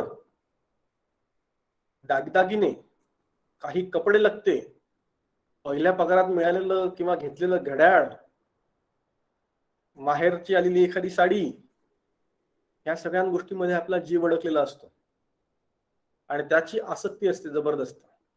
ते सोडायचं नसतं. ही जी आसक्ती असते हा रजोगुणामुळे, हा रजोगुणाचा परिणाम असतो. कुठलंही काम धड एकाग्रतेने करायचं नाही. एक काम करायला बसल्यावर 10 कामं वेगळी आठवतात म्हणून 5 वेळेस उठून जायचं. टीव्ही बघायला म्हणून बसलेला माणूस सुद्धा, आपल्याला माहिती आहे सगळ्यांना, आपल्या सगळ्यांचा अनुभव आहे, एखादं चॅनल टीव्हीवर बघायचं असं नाही. दर 2 मिनिटांनी चॅनल बदलायचं. काय झालं इकडे बदलायचं, तिकडे बदलायचं. हे सतत बदल जो आहे, हे सतत चांचल्य आहे, हा कशाचा परिणाम आहे. आपल्याला आठवतं मल, विक्षेप आणि आवरण. मागच्या वेळेला आपण याचा विचार केला. त्याच्यामध्ये विक्षेप म्हणजे चंचलता असं सांगितलं आपण. हा विक्षेप दोष इथे येतो बघा. हा जो दोष आहे अंतःकरणाचा, विक्षेप, चंचलता इथे रजोगुणाचा, ही रजोगुणामुळे उद्भवलेली आहे. हा कमी करायचा आहे. मी काहीतरी आहे, मला काहीतरी हवं, माझी धाव जी आहे ती सतत बाहेर आहे, मी सतत विषयांमध्ये आसक्त आहे, हे सोडणं, हे कमी करणं, ह्याला रजोगुण म्हणतात. हा रजोगुण कमी करायचा आहे. दिवसभरात आपण किती वेळा व्हॉट्सअप चेक करतो, किती वेळा सोशल मीडिया चेक करतो, किती वेळा न्यूज चेक करतो, किती वेळा ईमेल्स चेक करतो, किती वेळा SMS चेक करतो. एवढं होत नाही तर परत व्हॉट्सअप बघायची वेळ होते म्हणून परत व्हॉट्सअप चेक करतो. एक नवीन स्टडी झालेला आहे, त्याच्यामध्ये म्हणतात की आजकालचे तरुण महिन्यातले 25 तास व्हॉट्सअपवर असतात. आम्ही ऑफिसमध्ये 40 तास काय म्हणतात त्याला मॅन अवर एका महिन्याचे असतात. म्हणजे 8 तास काम करायचं रोजचं, अशा हिशोबाने 5 दिवसाचं 40 तास, अशा हिशोबाने 40 तास. आज त्याचा अर्ध्याहून जास्त वेळ हा आपला सोशल मीडिया आणि व्हॉट्सअप अशा गोष्टींवर जातो. आणि किती वेळ त्याच्यावर घालवतो आपण माहित नाही. म्हणून रजोगुण, चंचलता, एकाही गोष्टीवर फोकस न करणं, संभ्रमित अवस्थेमध्ये जगणं आणि फरफटत नेणं, विषयांच्या मागे फरफटत नेणं, अशा प्रकारचे जे गुण आहेत हे रजोगुणामुळे, हा रजोगुणाचा सगळा परिणाम आहे. सतत धरसोड वृत्ती, एकाही गोष्टीवर फोकस नाही. आणि अशा पद्धतीने मला सांगा, जो माणूस अशा पद्धतीने परमार्थाला लागेल त्याचा परमार्थ सफल होईल का. साधा प्रश्न आहे. आपण परमार्थाचा अधिकारी कोण हे शोधतो आहोत. परमार्थ सोडून द्यावं अशा प्रकारचा माणूस जो असतो ना, तो कुठल्याही एका धड व्यवहारामध्ये सुद्धा तो यशस्वी होत नाही. मगाशी आपण विचार केला, एखादं वाद्य शिकायला म्हणून बसलो, संगीत, एखादं वाद्य किंवा एखादी कला शिकायला म्हणून बसतो. आज हे वाद्य वाजव, ते जमलं नाही म्हणून दुसरं वाद्य पकडतो, ते वाद्य जमत नाही वाजवायला म्हणून तिसरंच वाद्य पकडतो. ह्या कुठल्या सरांना येत नाही नीट शिकवता म्हणून तो भलतीच ट्युशन दुसरीकडे जाऊन दुसरा क्लास लावतो. तिकडे त्याचं मन भरत नाही म्हणून तिसरीकडे जातो. आता असं जेव्हा दरसोड करणारा माणूस असेल, रजोगुणामुळे, चांचल्यामुळे त्याच्या प्रभावात राहणारा माणूस जर का असेल, तर तो कुठलीही क्रिया, कुठलीही कला, कुठलीही गोष्ट ही बरोबर शिकणार नाही, हे उघड आहे. काही होत नाही, काही करायचं नसतं, चांगला वेळ घरी असतो, कोणी येणारं जाणारं नसतं, घरातले जे ऑफिसला जे असतात ते निघून गेलेले असतात, किंवा आज रविवार असल्यामुळे शांती असते, सकाळी कोणी मित्र येणार नसतात, काही फोन करायचा नसतो, कुठे काही करायचं नसतं. सगळा वेळ उपलब्ध असताना एकाग्रपणे एखादी ज्ञानेश्वराची एखादा अध्याय वाचावा किंवा दासबोधातला एखादा उघडून एखादा समास वाचावा असा विचार ज्याच्या मनामध्ये येत नाही, तो काय करतो, रजोगुणी माणूस तो उठतो आणि म्हणतो की अरे खूप दिवस झाले हे कपाटच आवरलं नाही. खूप दिवस झाले ते कपाट आवरायचं तसंच पडलंय, म्हणून तो ते कपाट आवरायला घेतो आणि ते सगळे कपाट उघडून ते कपाट आवरत बसतो. सांगण्याचा उद्देश असा इथे की काहीतरी सतत करायची, कर्म करण्याची प्रवृत्ती ही रजोगुणामुळे असते. अभ्यास करण्याची इच्छा होत नाही, ज्ञान मिळवण्याची इच्छा होत नाही, काहीतरी करायचं, कर्म करत राहायचं, हे कर्माची प्रवृत्ती ही या रजोगुणामुळे होते. आणि असा जो माणूस असतो, भगवद्गीतेमध्ये उभी आहे, मध्ये तिष्ठन्ति राजसः, हा मधल्यामध्येच अटकतो. न तो जण वर जात न जण खाली जात, मधल्यामध्ये अडकतो. आपण मगाशी बघितलं, वर म्हणजे वरच्या स्तरावर जात, तो वरच्या स्तरावर जाऊ शकत नाही, तो अटकून राहतो तिथल्या तिथे, काहीही त्याला साध्य होत नाही. आणि परमार्थाच्या दृष्टीने जर का विचार केला तर तो कर्मफलांची भोग भोगण्याकरता पुनर्जन्मामध्ये अडकतो, असा याचा इथे अर्थ आहे. मध्ये तिष्ठन्ति राजसः म्हणजे तो परत परत त्याचे पाप आणि पुण्याच्या चक्रांपुढे परत परत तो या भूतलावर जन्म घेतो आणि परत परत भोग भोगतो. हेच बंधन आहे रजोगुणाचं, हेच बंधन आहे. दुसऱ्याची निंदा करणे, संतांना किंवा सत्संगांना किंवा सदाचारी व्यक्तींची निंदा करणे, त्यांची टवाळी करणे, त्यांचे कुठलेही चांगले प्रयत्न असेल ते हाणून पाडणे, त्यांची उगाच कशामध्ये तरी त्यांना गुंतवणे, अशा प्रकारची सतत पैसा, संपत्ती, यश, विषय, त्यांची करमणुकीची साधनं, मनोरंजन याच्यामध्ये आपलं मन लावणं, तेच करत राहणं. आज नाटक बघायला जाणं, उद्या चित्रपट बघायला जाणं, परवा संगीताची कुठली तरी कॉन्सर्ट आहे म्हणून तिकडे जाणं, नंतर परत नवीन नाटकाला म्हणून तिकडे जाणं, याच्यातच ज्याचं मन सतत रमतं तो रजोगुण असतो. या रजोगुणाने फार फार मनुष्य सतत बहिर्वृत्तीचे, बहिर्मुख असे असतात. त्यांना कळत सुद्धा नाही, त्यांना वाटतं की हेच आयुष्य आहे, हे असं जगणं म्हणजेच आयुष्य आहे, ह्याच्यातच एन्जॉय करायचं असतं, यालाच एन्जॉयमेंट असं ते म्हणतात. नाच गाणं ऐकायचं, करायचं, बघायचं, हिंडायचं, बागडायचं, मिरवायचं, एवढंच आयुष्य ज्यांचं असतं ती सगळी माणसं रजोगुणी असतात. या रजोगुणातनं काहीही मिळत नाही. रजोगुणाचा अजून एक थोडक्यात आपण बराच वेळ विचार केला, रजोगुणाचा एक थोडक्यात विचार करू, तो म्हणजे रजोगुणामध्ये केवळ अपूर्णता आहे, पूर्णत्व मिळत नाही. कर्माच्या बंधनामुळे अडकत राहिल्यामुळे आणि परत परत कर्म करावे लागल्यामुळे, परत परत भोग भोगावे लागत असल्यामुळे, परत परत विषयांकडे आकृष्ट होत असल्यामुळे कशातनंही त्याला पूर्णतेची अनुभूती येत नाही. सतत काहीतरी अपूर्ण वाटत राहतं, आयुष्यभर अपूर्ण वाटत राहतं. ते पूर्ण करण्याकरता म्हणून परत जन्म घेतो, परत ते पूर्ण करण्याच्या करतो, आणि हा जन्म मरणाचा फेरा अखंड चालू राहतो.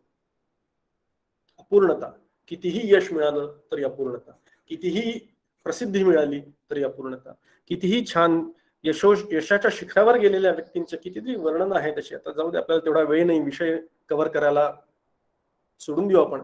पण रजोगुणी माणसाचा ना प्रपंच धड होत ना परमार्थ धड होत. पूर्ण जर का व्हायचं असेल तर पूर्णता फक्त आपल्याला एकाच गोष्टीमुळे येऊ शकते, ते म्हणजे ज्ञानात पूर्णता येऊ शकते.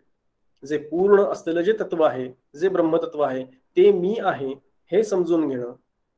ओम पूर्णमदः पूर्णमिदं पूर्णात् पूर्णमुदच्यते पूर्णस्य पूर्णमादाय पूर्णमेवावशिष्यते, याची अनुभूती घेण्याचं जे असेल ती घेतल्यानंतरच मला पूर्णत्वाची प्राप्ती होईल, बाकी कशातही पूर्णत्वाची प्राप्ती नाही. आपण पुढे जाऊया. सत्वगुण बघितला, रजोगुण बघितला, आता तमोगुण. या तमोगुणाबद्दल जास्त चर्चा करण्याची गरज नाही असं मला वाटतं. याचं कारण मी असं समजतो, इथे आज या कॉलवर आलेले सगळे आपण श्रोतृवर्ग, आपल्यापैकी कोणीही तमोगुणी नाही. आपल्यामध्ये रजोगुण असेल, आपल्यामध्ये सत्वगुण असेल, तमोगुण सुद्धा आहेच, प्रत्येकामध्ये असतोच, मी मगाशी म्हणालो त्याप्रमाणे. पण तमोगुणी म्हणून प्राबल्याने तमोगुण नसावा अशी मी अपेक्षा करतो. तम म्हणजे एक प्रकारचं तम, ज्याला म्हणतात तमस, अंधार, अंधार किंवा नाश, भ्रम, बुद्धीची मान्यता, जाड्य, अविवेक, अशा प्रकारे तमाचं वर्णन केलेलं आहे.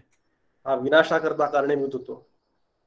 अत्यंत आळशी, अत्यंत प्रमादशील अशी वृत्ती असलेला, अत्यंत झोप ज्याला आवडते, फक्त झोपायला आवडतं, काहीही काम करायचं नाही आणि निव्वळ झोपायचं, अशा प्रकारे जो असतो तो तमोगुणी असतो.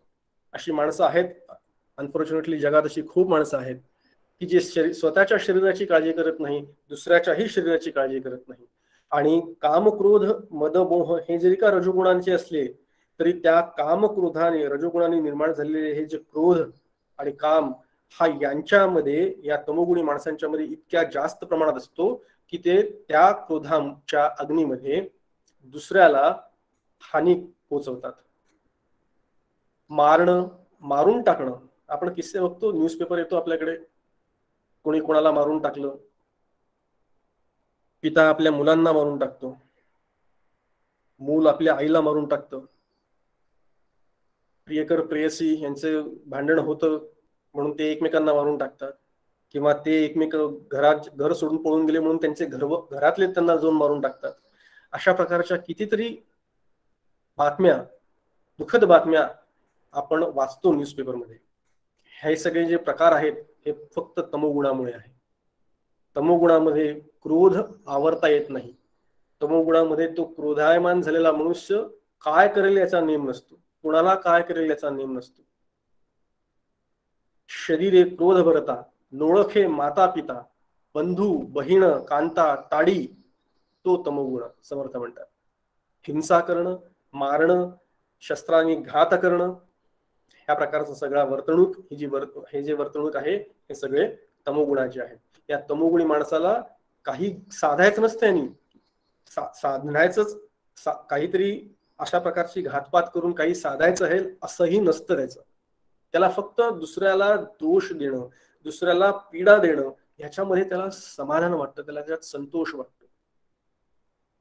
परपीडेचा मानी संतोष. ओरडणं, वाचेनी तो हिंसा करतो, मनाने तो हिंसा करतो, देहानी तो हिंसा करतो, शरीराने हिंसा करतो. एखाद्याची वाचेनी हिंसा करतो म्हणजे आपण माहितीये कसे बोलतात. एखाद्याचं बोलणं इतकं बोचर असतं, इतकं जोरजोरात ओरडून खेकसणं ज्याला म्हणतात, शिव्या देणं ज्याला म्हणतात, निंदा करणं ज्याला म्हणतात, हे तमोगुणाचं लक्षण आहे. वाचेनी निंदा करणं, वाचेनी केलेली हिंसा आहे ही. दुसरी मनाने केलेली आहे, नंतर शरीराने तर आपण आता बघितलंच. अशा प्रकारे देवाची भक्ती करणाऱ्यामध्ये देखील तमोगुणी भक्ती सांगितलेली आहे. स्वतःला ताळण करून घेणं, टांगून घेणं, उलट वगैरे वगैरे, किंवा देवाद्वारे जाऊन स्वतःच्या जीव देऊन टाकणं, आत्महत्या करणं, रावणाने वाहिलेली शिराकमळ, आपण कल्पना गोष्ट माहिती आहे पुराणातली. हे काय आहे? तमोगुणाची भक्ती आहे. या तमोगुणाला काही अर्थ नाही. या तमोगुणी माणसांचं कसल्याही प्रकारे हित होत नाही. परमार्थ ते सोडाच, त्यांचा व्यवहार सुद्धा साधला जात नाही. अशा तमोगुणी लोकांचं काहीही भलं होत नाही. म्हणून तमोगुण त्याज्य आहे. तमोगुणाचा जो सांगितलेला आहे विकार तो त्याज्य आहे. तमोगुणामध्ये स्थैर्य येतं, मान्य आहे, झोप गरजेची आहे, पण तो आपल्या नियंत्रणात ठेवायचा. ह्या पद्धतीने जो तमोगुणाचा अधोगतीत्मक जो तमोगुणाचा सांगितलं आहे तो तमोगुण त्याज्य आहे. अधोगती का बरं? कारण तमोगुणांनी अधोगती होते, म्हणजे जिथनं आहे तिथनं तो खाली होतो, पदच्युत होतो. ज्या स्तरावर तो माणूस आहे त्या स्तरावरनं तो खालच्या पायरीला घसरतो. परत त्याला पहिल्या पायरीवर येण्याकरता कष्ट करावे लागतात. परमार्थाच्या शास्त्रात बघितलं, पुनर्जन्माच्या यांनी बघितलं तर ज्या पद्धतीने सत्वगुणी माणूस चांगल्या घरांमध्ये ऊर्ध्व गच्छन्ति सत्वस्था असे जे म्हटलं आहे तो वरती जातो, तर इथे उलट होतं, इथे खालच्या योनीमध्ये जन्माला येतो. खालची योनी म्हणजे मनुष्येतर योनीमध्ये हा जीव जन्माला येतो पुढच्या जन्मामध्ये. आणि त्याप्रमाणे त्या जन्मामध्ये त्याला मग काही क्रियमाण कर्म स्वातंत्र्य राहत नाही. ती फक्त भोग योनी त्याला उरते आणि तिथे तो कृमी, कीटक, जीव, जंतू अशा पद्धतीने पडून राहतो.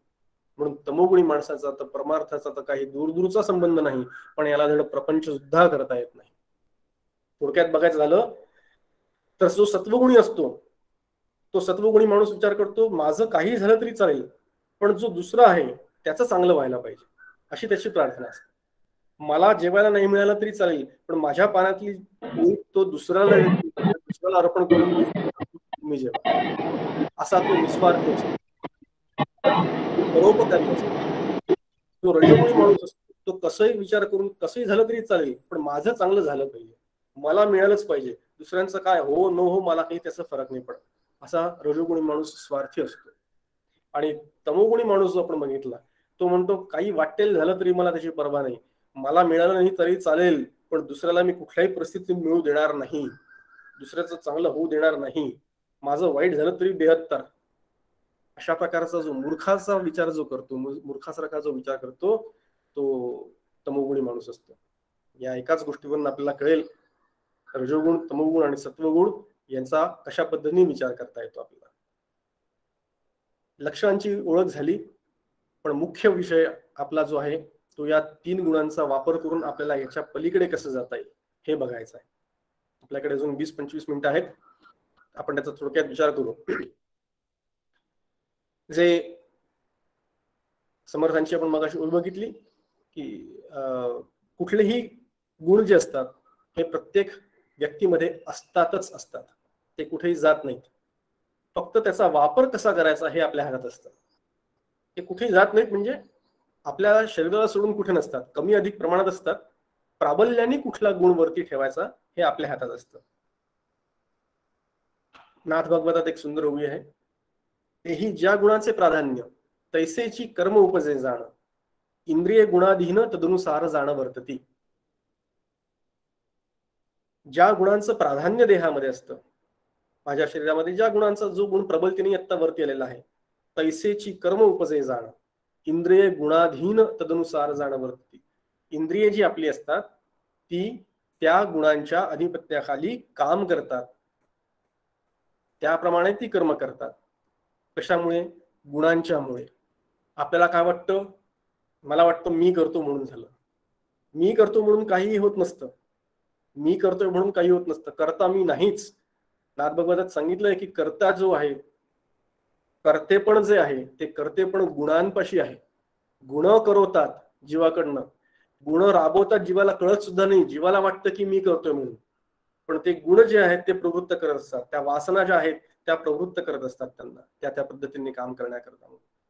आणि आमचे डॉक्टर काका एक सुंदर उदाहरण याच्याकरता देतात, आपण सगळ्यांनी ऐकलेलं असेल, ते कदाचित नसेल तर ऐका. ज्या पद्धतीने एखादा नशा करणारा माणूस, दारू पिणारा दारुडा माणूस, तो रस्त्याने चालत जाताना काहीतरी बडबडत असतो, काहीतरी बोलत असतो, कशा तरी विचित्र पद्धतीने वागत असतो. त्या दारुड्या माणसाकडे कोणी शहाणा माणूस कशा पद्धतीने बघतो? तो काय करतो? तो त्या माणसाला, अरे जाऊ दे, हा नशेत आहे, हा वेडा आहे, सोडून द्यायला, उतरली की सरळ होईल, नशा उतरली की सरळ होईल असं म्हणतो आणि त्याच्याकडे दुर्लक्ष करतो. त्या दारुड्याकडे दुर्लक्ष करतो. जो शहाणा माणूस असतो तो त्याची उपेक्षा करतो. तो काय बडबडतोय, तो काय वागतोय ह्याच्यावर त्याचं जास्त तो लावून घेत नाही मनाला. कारण त्याला माहिती असतं की हा माणूस त्या नशेमध्ये आहे, त्या नशेच्या अंमलाखाली तो असा बडबड करतो आहे. अगदी त्याच पद्धतीने आपल्याला समजवतात, अगदी तसंच जो रजोगुणाच्या अंमलाखाली आहे, जो तमोगुणाच्या अंमलाखाली आहे, तो माणूस तसाच वागणार आहे. जो जो गुण प्राबल्याने असेल त्याच्या त्या गुणाच्या अंमलाखाली तो देह, तो जीव त्या त्या पद्धतीने कर्मे करणार आहे. हे शास्त्र जर का आपल्याला समजून घेता आलं नीट आणि हे आपल्याला वापरता आलं तर आपण असा विचार करू शकतो की ज्या वेळेला माझे मित्र किंवा माझे नातेवाईक किंवा माझे ओळखीचे कोणी त्या पद्धतीने तसे तसे का वागतात, आपण विचार करू शकतो. दुर्लक्ष करा, सोडून द्या. का? कारण ते तसेच वागणार आहेत. कसे? म्हणजे रजोगुणाच्या प्राबल्यामुळे असल्यामुळे ते रजोगुणासारखेच वागणार आहेत. रजोगुण माणसांची धाव जशी असते तशीच ते धावणार आहेत. तो माणूस तसा का बोलला चिडून माझ्याशी, तो का एवढा भांड मांडतो शेजारी माझा, तो का बरं एवढे आरडाओरड करतो, तो तसाच करणार आहे. तो तसा न वागला तर काय, दुसऱ्या पद्धतीने कसा वागेल? तो तसाच का वागणार आहे? कारण तो तमोगुणाच्या अधिपत्याखाली आहे. तो तमोगुणाच्या अंमलामध्ये असल्यामुळे तो तसाच वागणार आहे. हे जेव्हा आपल्याला कळतं त्यावेळेला आपण दुसऱ्यांशी व्यवहार करताना आपल्यामध्ये शांती प्रस्थापित करू शकतो. आपली शांती बिघडू न देता ज्या पद्धतीने त्यांच्याशी डील करायचंय ते आपण करू शकतो. आपल्या त्यांच्याबद्दलच्या प्रतिक्रिया सौम्य होऊ शकतात, कारण आपल्याला कळलं असतं की हा रजोगुणामध्ये वावरतोय, हा तमोगुणात वावरतो आहे. हे समजून घेण्याकरता म्हणून हे गुण आपल्याला कामात पडतात. हे दुसऱ्या माणसांकडे करताना आपल्याला कळतं की हे गुणांच्या अंमलाखाली तो वागतोय वगैरे वगैरे, हे दुसऱ्यांकडे ठीक आहे. पण स्वतःकडे बघताना देखील आपल्याला समजू शकतं की आता मी असा कसा वागतोय, आता मी असा कसा बोलतोय, आता माझ्यामध्ये कुठला गुण प्रभावी आहे, मी का चिडलेलो आहे, मला राग का आलेला आहे, मी तमोगुणाच्या अधिपत्यात गेलेलो आहे काय, मी रजोगुणाच्या अंमलाखाली आहे काय, असा विचार आपण स्वतः करता पण करू शकतो आणि स्वतःला सुद्धा लावू शकतो. दुसऱ्याकडे दुर्लक्ष करून सोडून देऊ शकतो, पण स्वतःच्या बाबतीमध्ये तसं नाही करायचंय. स्वतःच्या बाबतीमध्ये आपण दुर्लक्ष नाही करायचंय. असा विचार नाही करायचा आहे की अरे मी रजोगुणी आहे, रजोगुण माझ्यात प्रबल आहे, मग ठीक आहे, हरकत नाही, एखादा सिनेमा बघितला तर चालतंय, काय हरकत नाही, असा विचार नाही करायचा त्यावेळेला. तो रजोगुण दाबण्याचा प्रयत्न करायचा आहे, तो रजोगुणला तिथे थोपवून धरायचा आहे. तमोगुणाचा तर मी विचारच करत नाहीये. क्रोध आला असेल, राग आला असेल तर तो नकोच यायला, पण जर का आला तर तो विचारपूर्वक शांत करता आला पाहिजे. आणि तिथे आपण आपल्याला मुभा देता कामा नये, तिथे आपण आपल्याला दुर्लक्षित करता कामा नये, तिथे आपण आपल्याला कसोटीला उतरवायलाच पाहिजे. आणि साधक म्हणून जर का आपण असू, परमार्थामध्ये साधना करणारे असू, परमार्थामध्ये ज्ञानप्राप्ती करण्याकरता आपण अग्रेसर असू, आणि परमार्थाचा अधिकारी जर का आपल्याला व्हायचं असेल तर आपल्याला सत्वगुणाची जोपासना करणं अभिप्रेत आहे, अपेक्षित आहे, आणि ती करावीच पाहिजे, करावीच लागेल.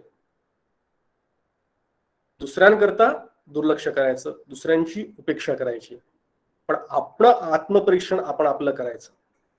आपला जो त्रासदायक गुण आहे, जो कुठला असेल, तो तमोगुण असेल, रजोगुण असेल, सत्वगुण असेल, काय जे असेल ते, तो प्रयत्नपूर्वक बाजूला टाकता आला पाहिजे, तो प्रयत्नपूर्वक काढता आला पाहिजे. जर का मला वाटत असेल की जाऊन आता मला काही केस माझे पांढरे व्हायला लागलेत, लोकांना चांगले दिसत नाही, असं जाऊन मी रंगवूनच येतो, डाय करूनच येतो, याचा अर्थ समजायचा की आपली देहाशक्ती अजूनही कमी झालेली नाहीये. नटायचं थटायचं वाटतंच आपल्याला.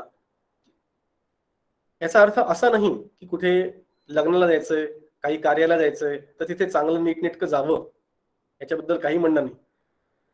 नटून थटून जाणं हे अपेक्षित आहे, माफक प्रमाणामध्ये, त्या योग्य प्रमाणामध्ये. कार्य असेल, लग्न असेल, कार्य असेल, तिथे तसं त्या पद्धतीने जाणं अपेक्षितच आहे. तिथे काही आपण लंकेची पार्वती बनून जाणं अपेक्षित नाही. तिथे चांगले कपडे घालून जाणं अपेक्षित आहे, पण त्याच्यापेक्षा आपली आसक्ती तेव्हाच कळते, लगेच कळते आपल्याला, स्वतःचं आत्मपरीक्षण तयार असेल तर. पुढचा विचार आपण करूया. सत्वगुणाचा वाढ आपल्याला करायची आहे, आणि सत्वगुणाची वाढ करण्याकरता आहार, विहार, विचार आणि संग, किंवा ज्याचा संगती आपण कोणाची धरतो, या गोष्टींवर सत्वगुण कसा आहे ते आपल्याला कळतं, किंवा त्याचा आपण आधार करू शकतो. सत्वगुणाचा आहार करायचा म्हणजे काय, 17व्या अध्यायात 14व्या अध्यायात खूप छान सांगितलेलं आहे भगवंतांनी. आपले आहार शुद्ध आणि सात्विक असावा, आपला विचार हा देखील शुद्ध आणि सात्विक असावा. आपले विचार, आपले आहार, आपला विहार, आपण काय बघतो आहोत, कुठल्या गोष्टी बघतो आहोत. बघा, आहार म्हणतो ना त्यावेळेला फक्त भोजन असंच आपल्या समोर येतं, बरोबर आहे. बारीक मुद्दा बघा, आहार म्हटलं की भोजन एवढंच फक्त आपल्या समोर येतं. भोजन केलं की झालं, हा भोजन मी करणार म्हणजे झालं असंच आपल्याला वाटतं. पण आहार हा प्रत्येक विषयाचा आहे, प्रत्येक इंद्रियाचा, ज्ञानेंद्रियाचा आहार आहे. म्हणजे रसनेला म्हणून मी आहार देतो ते भोजनाने मिळतो, पण डोळ्यांनी मी काय बघतो ते, हा डोळ्यांचा आहार मी डोळ्यांना काय देतो, कानांचा आहार मी कानांना काय देतो, हे देखील आहे. संगीतच ऐकायचं असेल, रजोगुण कमी होत नाहीये अजून, संगीत ऐकण्याची इच्छा आहे मनामध्ये जबरदस्त, मग संगीतच ऐकायचं असेल तर मग बॉलिवूडची फालतू गाणी ऐकण्यापेक्षा संगीताचं, शास्त्रीय संगीताचं ऐका, किंवा भजनं ऐका देवाची, हे जर का ऐकली तर मला तोच आहार मी फक्त बदलून दिलेला आहे. कानांना आहार आपण देतो, फक्त तो बदलून द्यायचा. अशा पद्धतीने हळूहळू सात्विक आहार वाढवायचा, प्रत्येक इंद्रियाकरता, प्रत्येक गोष्टीकरता सात्विक संगती ठेवायची. कुठल्या कुठल्या पद्धतीने आपल्याला हे समजून घ्यायचंय. विवेकाच्या साह्याने आणि इंद्रियांचा आहार मर्यादित ठेवून. आता काय आलं इथे, विवेकाचं साह्य आलं म्हणजे विवेक, आणि इंद्रियांचा आहार मर्यादित ठेवणं म्हणजे काय आलं, क्षम, दम, उपरम आले. आपण जे मागच्या वेळेला बघितले साधन चतुष्टयामध्ये, त्याच गोष्टी इथे परत परत येतात आपल्या समोर. सत्वगुणाचं आधिक्य का ठेवायचं हे इथे आपल्याला समजून घेत आहे. म्हणून सत्वगुणांचा नाश करता येत नाही, गुणांचा नाश करता येत नाही, गुणांचा बाध करायचा आहे. भगवंत 14व्या अध्यायात म्हणतात, निस्त्रैगुण्यो भवार्जुन, गुणातीत व्हायचं आहे. आपण अथर्वशीर्षामध्ये देखील त्वं गुणत्रयातीतः असं म्हणतो. हे जे 3 गुण आहेत त्याच्या अतीत तू आहेस, हे ब्रह्मस्वरूप भगवान गणपतीला जेव्हा आपण म्हणतो त्यावेळेला त्वं गुणत्रयातीतः. आणि तसं जर का मला व्हायचं असेल, आणि भगवंतांनी भगवद्गीतेत सांगितल्याप्रमाणे निस्त्रैगुण्य भवार्जुन जर का व्हायचं असेल, तर मला या गुणांच्याही पलीकडे जायचं आहे. एक लक्षात ठेवायचं पक्क, की सत्वगुण मिळवणं हे उपयुक्त आहे, पण ते ध्येय नाही, ते साध्य नाही, ते एक साधन आहे. सत्वगुणाची प्राप्ती हे एक साधन आहे. सत्वगुण म्हणजे साध्य नाही. सत्वगुण मिळवायचा, तो वापरायचा, तो वापरून झाल्यानंतर तो सोडून द्यायचा. कुठलेही गुण नष्ट होत नाहीत. सत्वगुण सुद्धा नष्ट होत नाही, तमोगुण सुद्धा नष्ट होत नाही. तो वापरायचा आणि सोडून द्यायचा प्रमुखतेने. उदाहरण बघू म्हणजे कळेल. पोल वॉल्ट असतो. पोल वॉल्ट आपण माहिती असेल, मोठ्या दांडी घेऊन जातात, जोरात पळत जातात, उंच उडी घेतात आणि एका क्षणाला तो जो वॉल्ट असतो, ती जी दांडी असते ती सोडून देतात आणि दुसरीकडे जंप घेतात. त्याप्रमाणे त्याच्या आधाराने, सत्वगुणाच्या आधाराने तो पक्का पकडून ठेवायचा, तो सोडायचा नाही शेवटपर्यंत. कुठपर्यंत सोडायचा नाही? जोपर्यंत आपली उंची त्या वरपर्यंत जात नाही तोपर्यंत. आणि अगदी शेवटच्या क्षणाला ज्या वेळेला आपण पूर्ण वरती पोहोचलो असतो, आता फक्त उडी मारायची असते, त्यावेळेला तो सत्वगुण सुद्धा सोडून द्यायचा. ज्याप्रमाणे तो पोल वॉल्ट सोडून द्यावा लागतो, सुटतो, त्याप्रमाणे आपण सुद्धा सत्वगुणाचा त्याग करू शकतो. असं जो करू शकतो, गुणाच्या अतीत जो होऊ शकतो, त्याला ब्रह्मत्वाची प्राप्ती होऊ शकते. तो जन्म मृत्यू दुःख जरा ह्याच्यापासून तो मुक्त होऊ शकतो, असं भगवद्गीता आपल्याला सांगते. म्हणून फार सुंदर ओवी आहे ज्ञानेश्वरीमध्ये. तू गुणत्रयाते अभेरी, मी माझे हे न करी, एक आत्मसुख अंतरी विसंब झाले. छान पद्धतीने समजून घेण्याचा विषय आहे हा. गुणाचा अभेर करायचा. गुणत्रयाते अभेरी म्हणजे गुणांचं जे काही आपल्याला समोर आणले असतं त्यांचा नाकार करायचा, त्यांना नाकारायचं. गुणांचा जो प्रभाव आहे त्या प्रभावाला नाकारायचं, त्यांची उपेक्षा करायची आणि त्यांना ओलांडून द्यायचं. कधी कधी गुणांचा जो प्रभाव असतो तो थोपून धरू शकत नाही आपण. नदी असते, ती थोपून धरता येत नाही. नदीचं पाणी प्रवाहित असतं खूप जोरात, ओढा असतो तो पण प्रवाहित असतो, तो थोपून धरायचा नाही, तो जसा आहे तसा वाहू द्यायचा. पण आपण त्याच्यावर विवेकाचे पूल बांधायचे आणि नदी ओलांडून पुढे जाऊ शकतो. विवेकाचा पूल बांधायचा, विवेकाने समजून घ्यायचं. हा गुणत्रयातीत होण्याचा केवळ एकमेव मार्ग ज्याला म्हणता येईल तो म्हणजे विवेक वैराग्य. हे जर का स्थिर असेल तर बाकी सगळ्या गोष्टी स्थिर होऊ शकतात. म्हणून सत्वगुणाचा परिपोष करायचा हे साधकाचं काम आहे. मी आणि माझं याचा त्याग करायचा ही त्यातली युक्ती आहे. मी आणि माझाचा त्याग करण्याकरताच आपण मागे बघितलं होतं, संगत त्याग करायचा, वस्तू त्याग करायचा नाही. आणि मी आणि माझाचा त्याग करणं यालाच वैराग्य म्हटलेलं आहे. परत परत मी मुद्दामून समाधी षटक आणि विवेक वैराग्य यांच्याशी या तीन गुणांचा सांगड घालण्याचा किंवा या तीन गुणातीत होण्याचा प्रयत्न करतो आहे. असं जर का झालं, असं जर का आपल्याला करता आलं, अशा पद्धतीने जर का आपण उदासीन होऊन या सगळ्या गोष्टींची, गुणांची उपेक्षा करून जर का जगू शकलो तर आपल्याला साम्य बुद्धी सांभाळता येते. समबुद्धी जर का आपण सांभाळू शकलो, भगवंतांनी कितीतरी ठिकाणी सांगितलंय, तुल्य निंदा असते त्रिमोनी. निंदा आणि स्तुती तुल्य म्हणजे समसमान सांभाळायचं. समदुःख सुखे कृत्वा लाभा लाभो जयाजो त्याच्यात सांगितलंय. तो भक्ताची लक्षणं आहेत, ज्ञानी माणसांची लक्षणं असताना सांगितलं, स्थितप्रज्ञाची लक्षणं असताना सांगितले, योग्याची लक्षणं सांगितले. प्रत्येक ठिकाणी हेच सांगितलेलं आहे. समदुःख सुख स्वस्थ समलोष्टाश्म कांचन तेच सांगितलेलं आहे. म्हणून परत परत असा जो असतो जो या गुणांच्या पलीकडे जाऊ शकतो, एका स्तरावरनं दुसरीकडे जाऊ शकतो, असा जो प्राणी, असा जो साधक तो ज्ञानी बनू शकतो, तो योगी होऊ शकतो. आणि हे सगळं करण्याकरता संगती फार महत्वाची. आपण आहार विहार विचार बघितला, पण त्याचबरोबर संगती महत्वाची. सत्संगती देई सदा. सत्संगतीचं फार मोठं महत्व आहे. सत्संगती जोपासायची. काकांचे प्रवचन आपण ऐकले असेल तर काकांनी फार सुंदर मांडणी केलेली आहे. सत्संगती जोपासायची, कुसंगती ताबडतोब सोडून द्यायची. कुसंगती जिथे असेल तिथे जायचं सुद्धा नाही, फिरकायचं सुद्धा नाही. कुठलीही भीड न बाळगता ती कुसंगती ताबडतोब सोडून द्यायची. आणि जी विसंगती आहे घरामध्ये, जी कुसंगती आपण सोडू शकत नाही, जी विसंगती आपण त्यागू शकत नाही काही कारणाने, ती जी विसंगती आहे ती शांतपणे सहन करायची. पण कुसंगती सोडता येते. इथे क्रियमाण कर्म स्वातंत्र्य आपल्याला आहे. कुसंगती सोडता येते, सत्संगती जोपासता येते, हे प्रत्येकाच्या हातात आहे. म्हणून सत्संगतीचं वर्णन सगळ्या संतांनी एकमुखाने केलेले आहे. ज्या काय आपल्याला छोट्या मोठ्या इच्छा होतात त्या इच्छा त्या त्याप्रमाणे पूर्ण करून आपलं मन ताबडतोब मोकळं करता आलं पाहिजे. छोट्या छोट्या मोठ्या इच्छा असतात. म्हणजे काय, आता गरमी झालीये, उन्हाळा वाढलाय, आज जरा आईस्क्रीम खाऊया, वाटलं असं, लगेच असा विचार नाही करायचा तिथे की काय माझं मन सारखं या विषयावर त्या विषयावर जातोय, मला आईस्क्रीम खाण्याची इच्छा झाली, हा रजोगुण आहे, आता मी आईस्क्रीम काही खाणार नाही आणि मी रामासमोर बसणार आणि राम राम राम राम म्हणणार.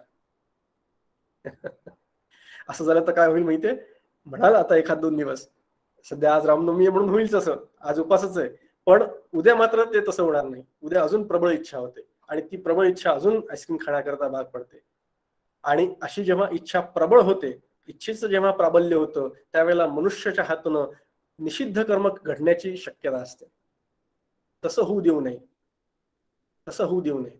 निषिद्ध कर्म तर आपल्याला करायचीच नाहीयेत, आपण करणारच नाहीत, पण इच्छा झाल्यानंतर देखील त्या कधी कधी मन मारून देवाची उपासना करायचं असं न करता त्या इच्छांना शक्य असल्यास पूर्ण करून आपलं मन शक्यतो ताबडतोब मोकळं करता आलं पाहिजे.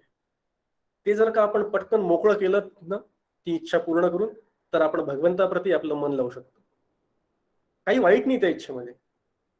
आईस्क्रीम खाण्याच्या इच्छेमध्ये, चहा घेण्याच्या इच्छेमध्ये, काहीतरी खाण्यापिण्याच्या इच्छेमध्ये छोट्या मोठ्या असतील तर काही वाईट नाही. हा, पण आता मला जर का खूप मोठी इच्छा झाली की मला आता भारताचं पंतप्रधान व्हायचंय, ही इच्छा झाली, तर मग रामकृष्ण हरी, त्या इच्छेला काही अर्थ नाही. इथे विवेक कामात येतो. म्हणून नीट विचार करायचा, नीट शास्त्र समजून घ्यायचं आणि या इच्छांच्या मधनं पुढे जायचं. मला माहितीये आपल्याला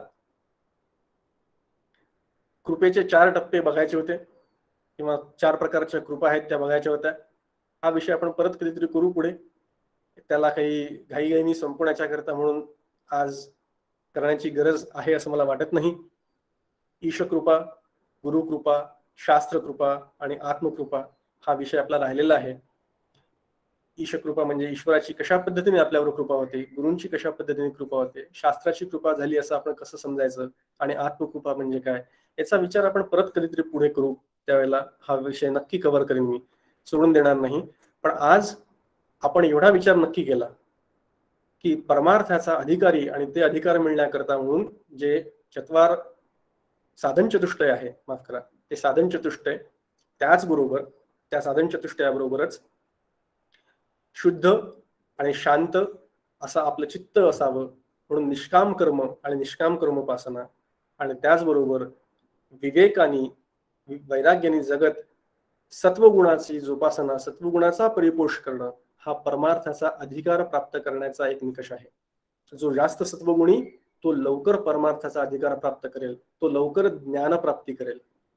ज्याचा सत्वगुण कमी त्याला खूप कष्ट करावे लागतील. म्हणून हळूहळू तमोगुण कमी करत जायचा, रजोगुण कमी करत जायचं. त्या दोघांवर नियंत्रण आलं की सत्वगुण आपोआप वाढतो. ज्या पद्धतीत सत्वगुण आपोआप वाढतो त्या पद्धतीत ईश्वर प्राप्तीची, ज्ञानप्राप्तीची तळमळ वाढत जाते आणि त्या पद्धतीने आपल्याला ईश्वराचं मार्गदर्शन पुढे पुढे मिळत राहतं.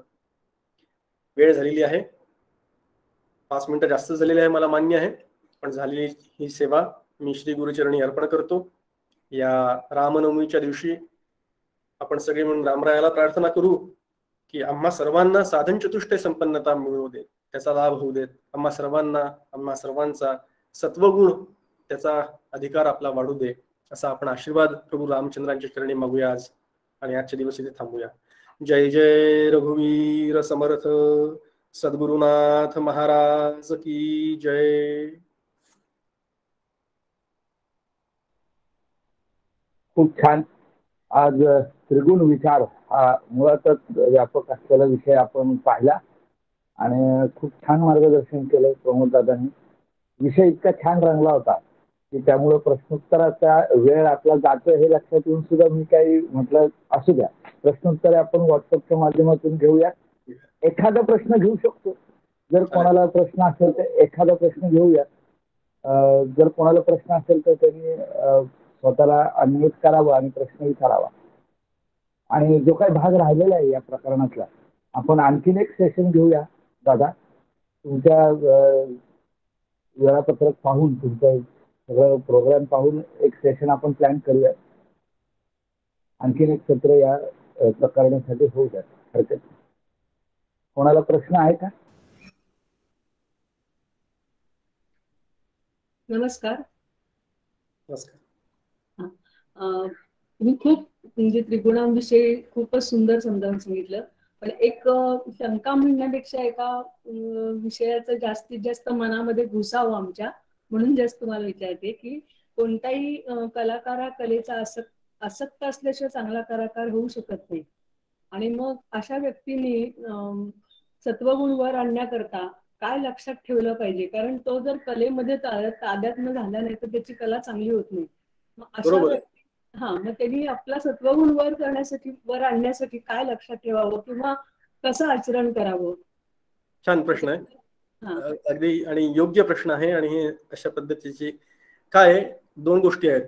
कला शिकावी, कलेची जोपासना करावी, त्याच्याबद्दल कुठेही दुमत नाही. पण त्या कलेच्या बद्दलची जेव्हा आसक्ती निर्माण होते तिथे दोष असतो. लता मंगेशकर त्या नाहीयेत, त्या फार सुंदर आणि फार थोर गायिका होत्या त्या. पण त्यांना प्रश्न विचारण्यात आला होता की तुमच्या जीवनामध्ये काही रिग्रेट्स आहेत का? तुम्हाला काही तुम्हाला असं वाटतं का? मी मगाशी म्हणालो रजोगुणातले जे जगतात, आयुष्यभर जे जगतात, त्यांचं आयुष्य नेहमी अपूर्ण राहतं. त्यांनी उत्तर दिलं होतं की हो, एवढी यशाच्या कीर्तीवर जाऊन, एवढी गाणी गाऊन, एवढ्या वेगवेगळ्या भाषांमध्ये एवढे मान सन्मान मिळून सुद्धा मी पाहिजे तशी शास्त्रीय गायनाचा रियाज मी करू शकले नाही. बघा, तुम्हाला माहितीये गोष्ट, कदाचित ऐकली असेल तुम्ही. बरोबर. ही त्यांच्या मनामध्ये रिग्रेट राहिली. आता मला सांगा की एवढे कला शिकून या कलेची बद्दलची आसक्ती सुद्धा ठेवून सुद्धा मनामध्ये काय फलित निघालं? त्या जन्माचं, त्या आयुष्याचं फलित काय झालं? परमार्थाच्या दृष्टीने विचार करा बरं. मी साधक म्हणून विचार करा सांगतोय. व्यवहारामध्ये त्यांनी जी मान आणि त्यांनी जी कीर्ती मिळवली ती अजोड आहे, त्याच्याबद्दल मान्य नाही. त्यांची गायन कला, त्याला सगळे आपण नमस्कार करतो, त्यालाही मान्य नाही. उठल्यापासून सकाळी झोपेपर्यंत आपण त्यांची गाणी ऐकतो, सगळं मान्य. पण परमार्थाच्या दृष्टीने विचार केला तर तिथे प्रश्न आपल्या समोर उपस्थित होतो की त्याचं फलित काय, जेव्हा अशा पद्धतीचं उत्तर आपल्याला येतं त्यावेळेला. त्याच्यामुळे माझं उत्तर याला असं आहे की याला सत्वगुणामध्ये कसं बदलायचं, तर एकच उत्तर आहे की जी आपली कला आहे आपल्या अंगभूत, ती कला जर का आपण परमेश्वराच्या प्राप्ती करता किंवा परमेश्वराच्या प्रीत्यर्थ किंवा त्याच्या प्रेमापोटी जर का देऊ शकलो तर त्या कलेचं चीज होईल. कृष्णार्पण करू शकलो तर म्हणजे ती कला आहे माझ्या मनामध्ये, माझ्या अंगात. पण नुसतेच शास्त्रीय गायन गात बसलो आणि नुसतंच अविकव आरोग्य म्हणून म्हणत रडत बसलो, त्याच्याऐवजी जर का तेच शास्त्रीय संगीत, तेच राग, तीच रागदरी जर का मी भगवंताच्या भजनांमध्ये गाऊ लागलो आणि ती भगवंताची भजनं गाता गाता शास्त्रीय संगीताची कला जर का असेल तर खरोखरच चांगलं गाणारा असेल आणि खरोखरच चांगलं वाद्य वाजवणारा असेल तर तेच करता करता तो भगवंताच्या चरणी जर का नत व्हायला लागला तर ती कला सत्वगुणाची होऊ शकते. बरोबर. म्हणजे प्रारब्धाने तुम्ही कोणी आला असता तरी त्याच्यावर तुम्ही मात नक्कीच करू शकता. नक्की करू शकतो, नक्की. फक्त विचार बदलायची गरज आहे. ज्या पद्धतीने आपण गाणी गातो, कुठली गाणी गातो त्याच्याबद्दलचा विचार करण्याची गरज आहे. कशात रमतो त्याच्याबद्दलचा विचार करण्याची गरज आहे. परमेश्वरावर काहीतरी खायची इच्छा निर्माण होते. आपण मगाशी सणांच्या बद्दल विचार केला. काहीतरी खायची इच्छा निर्माण होणे काही वाईट नाहीये, त्याच्यात काही दोष नाहीये. झाली इच्छा तर ठीक आहे, करून टाका मोकळी. मग त्याच्यातही आपल्याला हे शिकवलं आहे की मग तसं जर का इच्छा निर्माण झाली तर मग तुम्ही देवाला नैवेद्य करा. त्या सणाच्या निमित्ताने देवाला नैवेद्य दाखवून देवाचा प्रसाद म्हणून तुम्ही तो स्वीकार करा. म्हणजे इच्छा आपली पण पूर्ण होते, पण ती देवाला अर्पण करून घेतल्यामुळे तो प्रसाद बनतो. अगदी त्याचप्रमाणे कलेच्या संदर्भात सुद्धा असेच लावता येईल आपल्याला. खूप छान, खूप छान प्रबोधन. धन्यवाद. आणखी काही प्रश्न असतील तर आपण हे व्हॉट्सअपच्या माध्यमातून विचारूया. व्हॉट्सअप समूह आपला पुढील काही काळासाठी सर्वांसाठी खुला असेल. आजची वेळ इथे संपलेली आहे, आपण आज इथे थांबूयात. संगीत प्रार्थना घेऊ शेवट. भावी पूर्ण कृपा गुरु मजवरी प्रार्थित भावे तुला वारी सर्व अरिष्ट ने उनलया संमोह जो वाढला ज्ञानांध जनासी मुक्त करुणी शांती पदी बैसवी बिनती हीच असे न मागत तुझी पदी. जय जय रघुवीर. जय श्रीराम. जय श्रीराम प्रमोद दादा, खूप छान झालं सेशन. बऱ्याच जय गोष्टी क्लिअर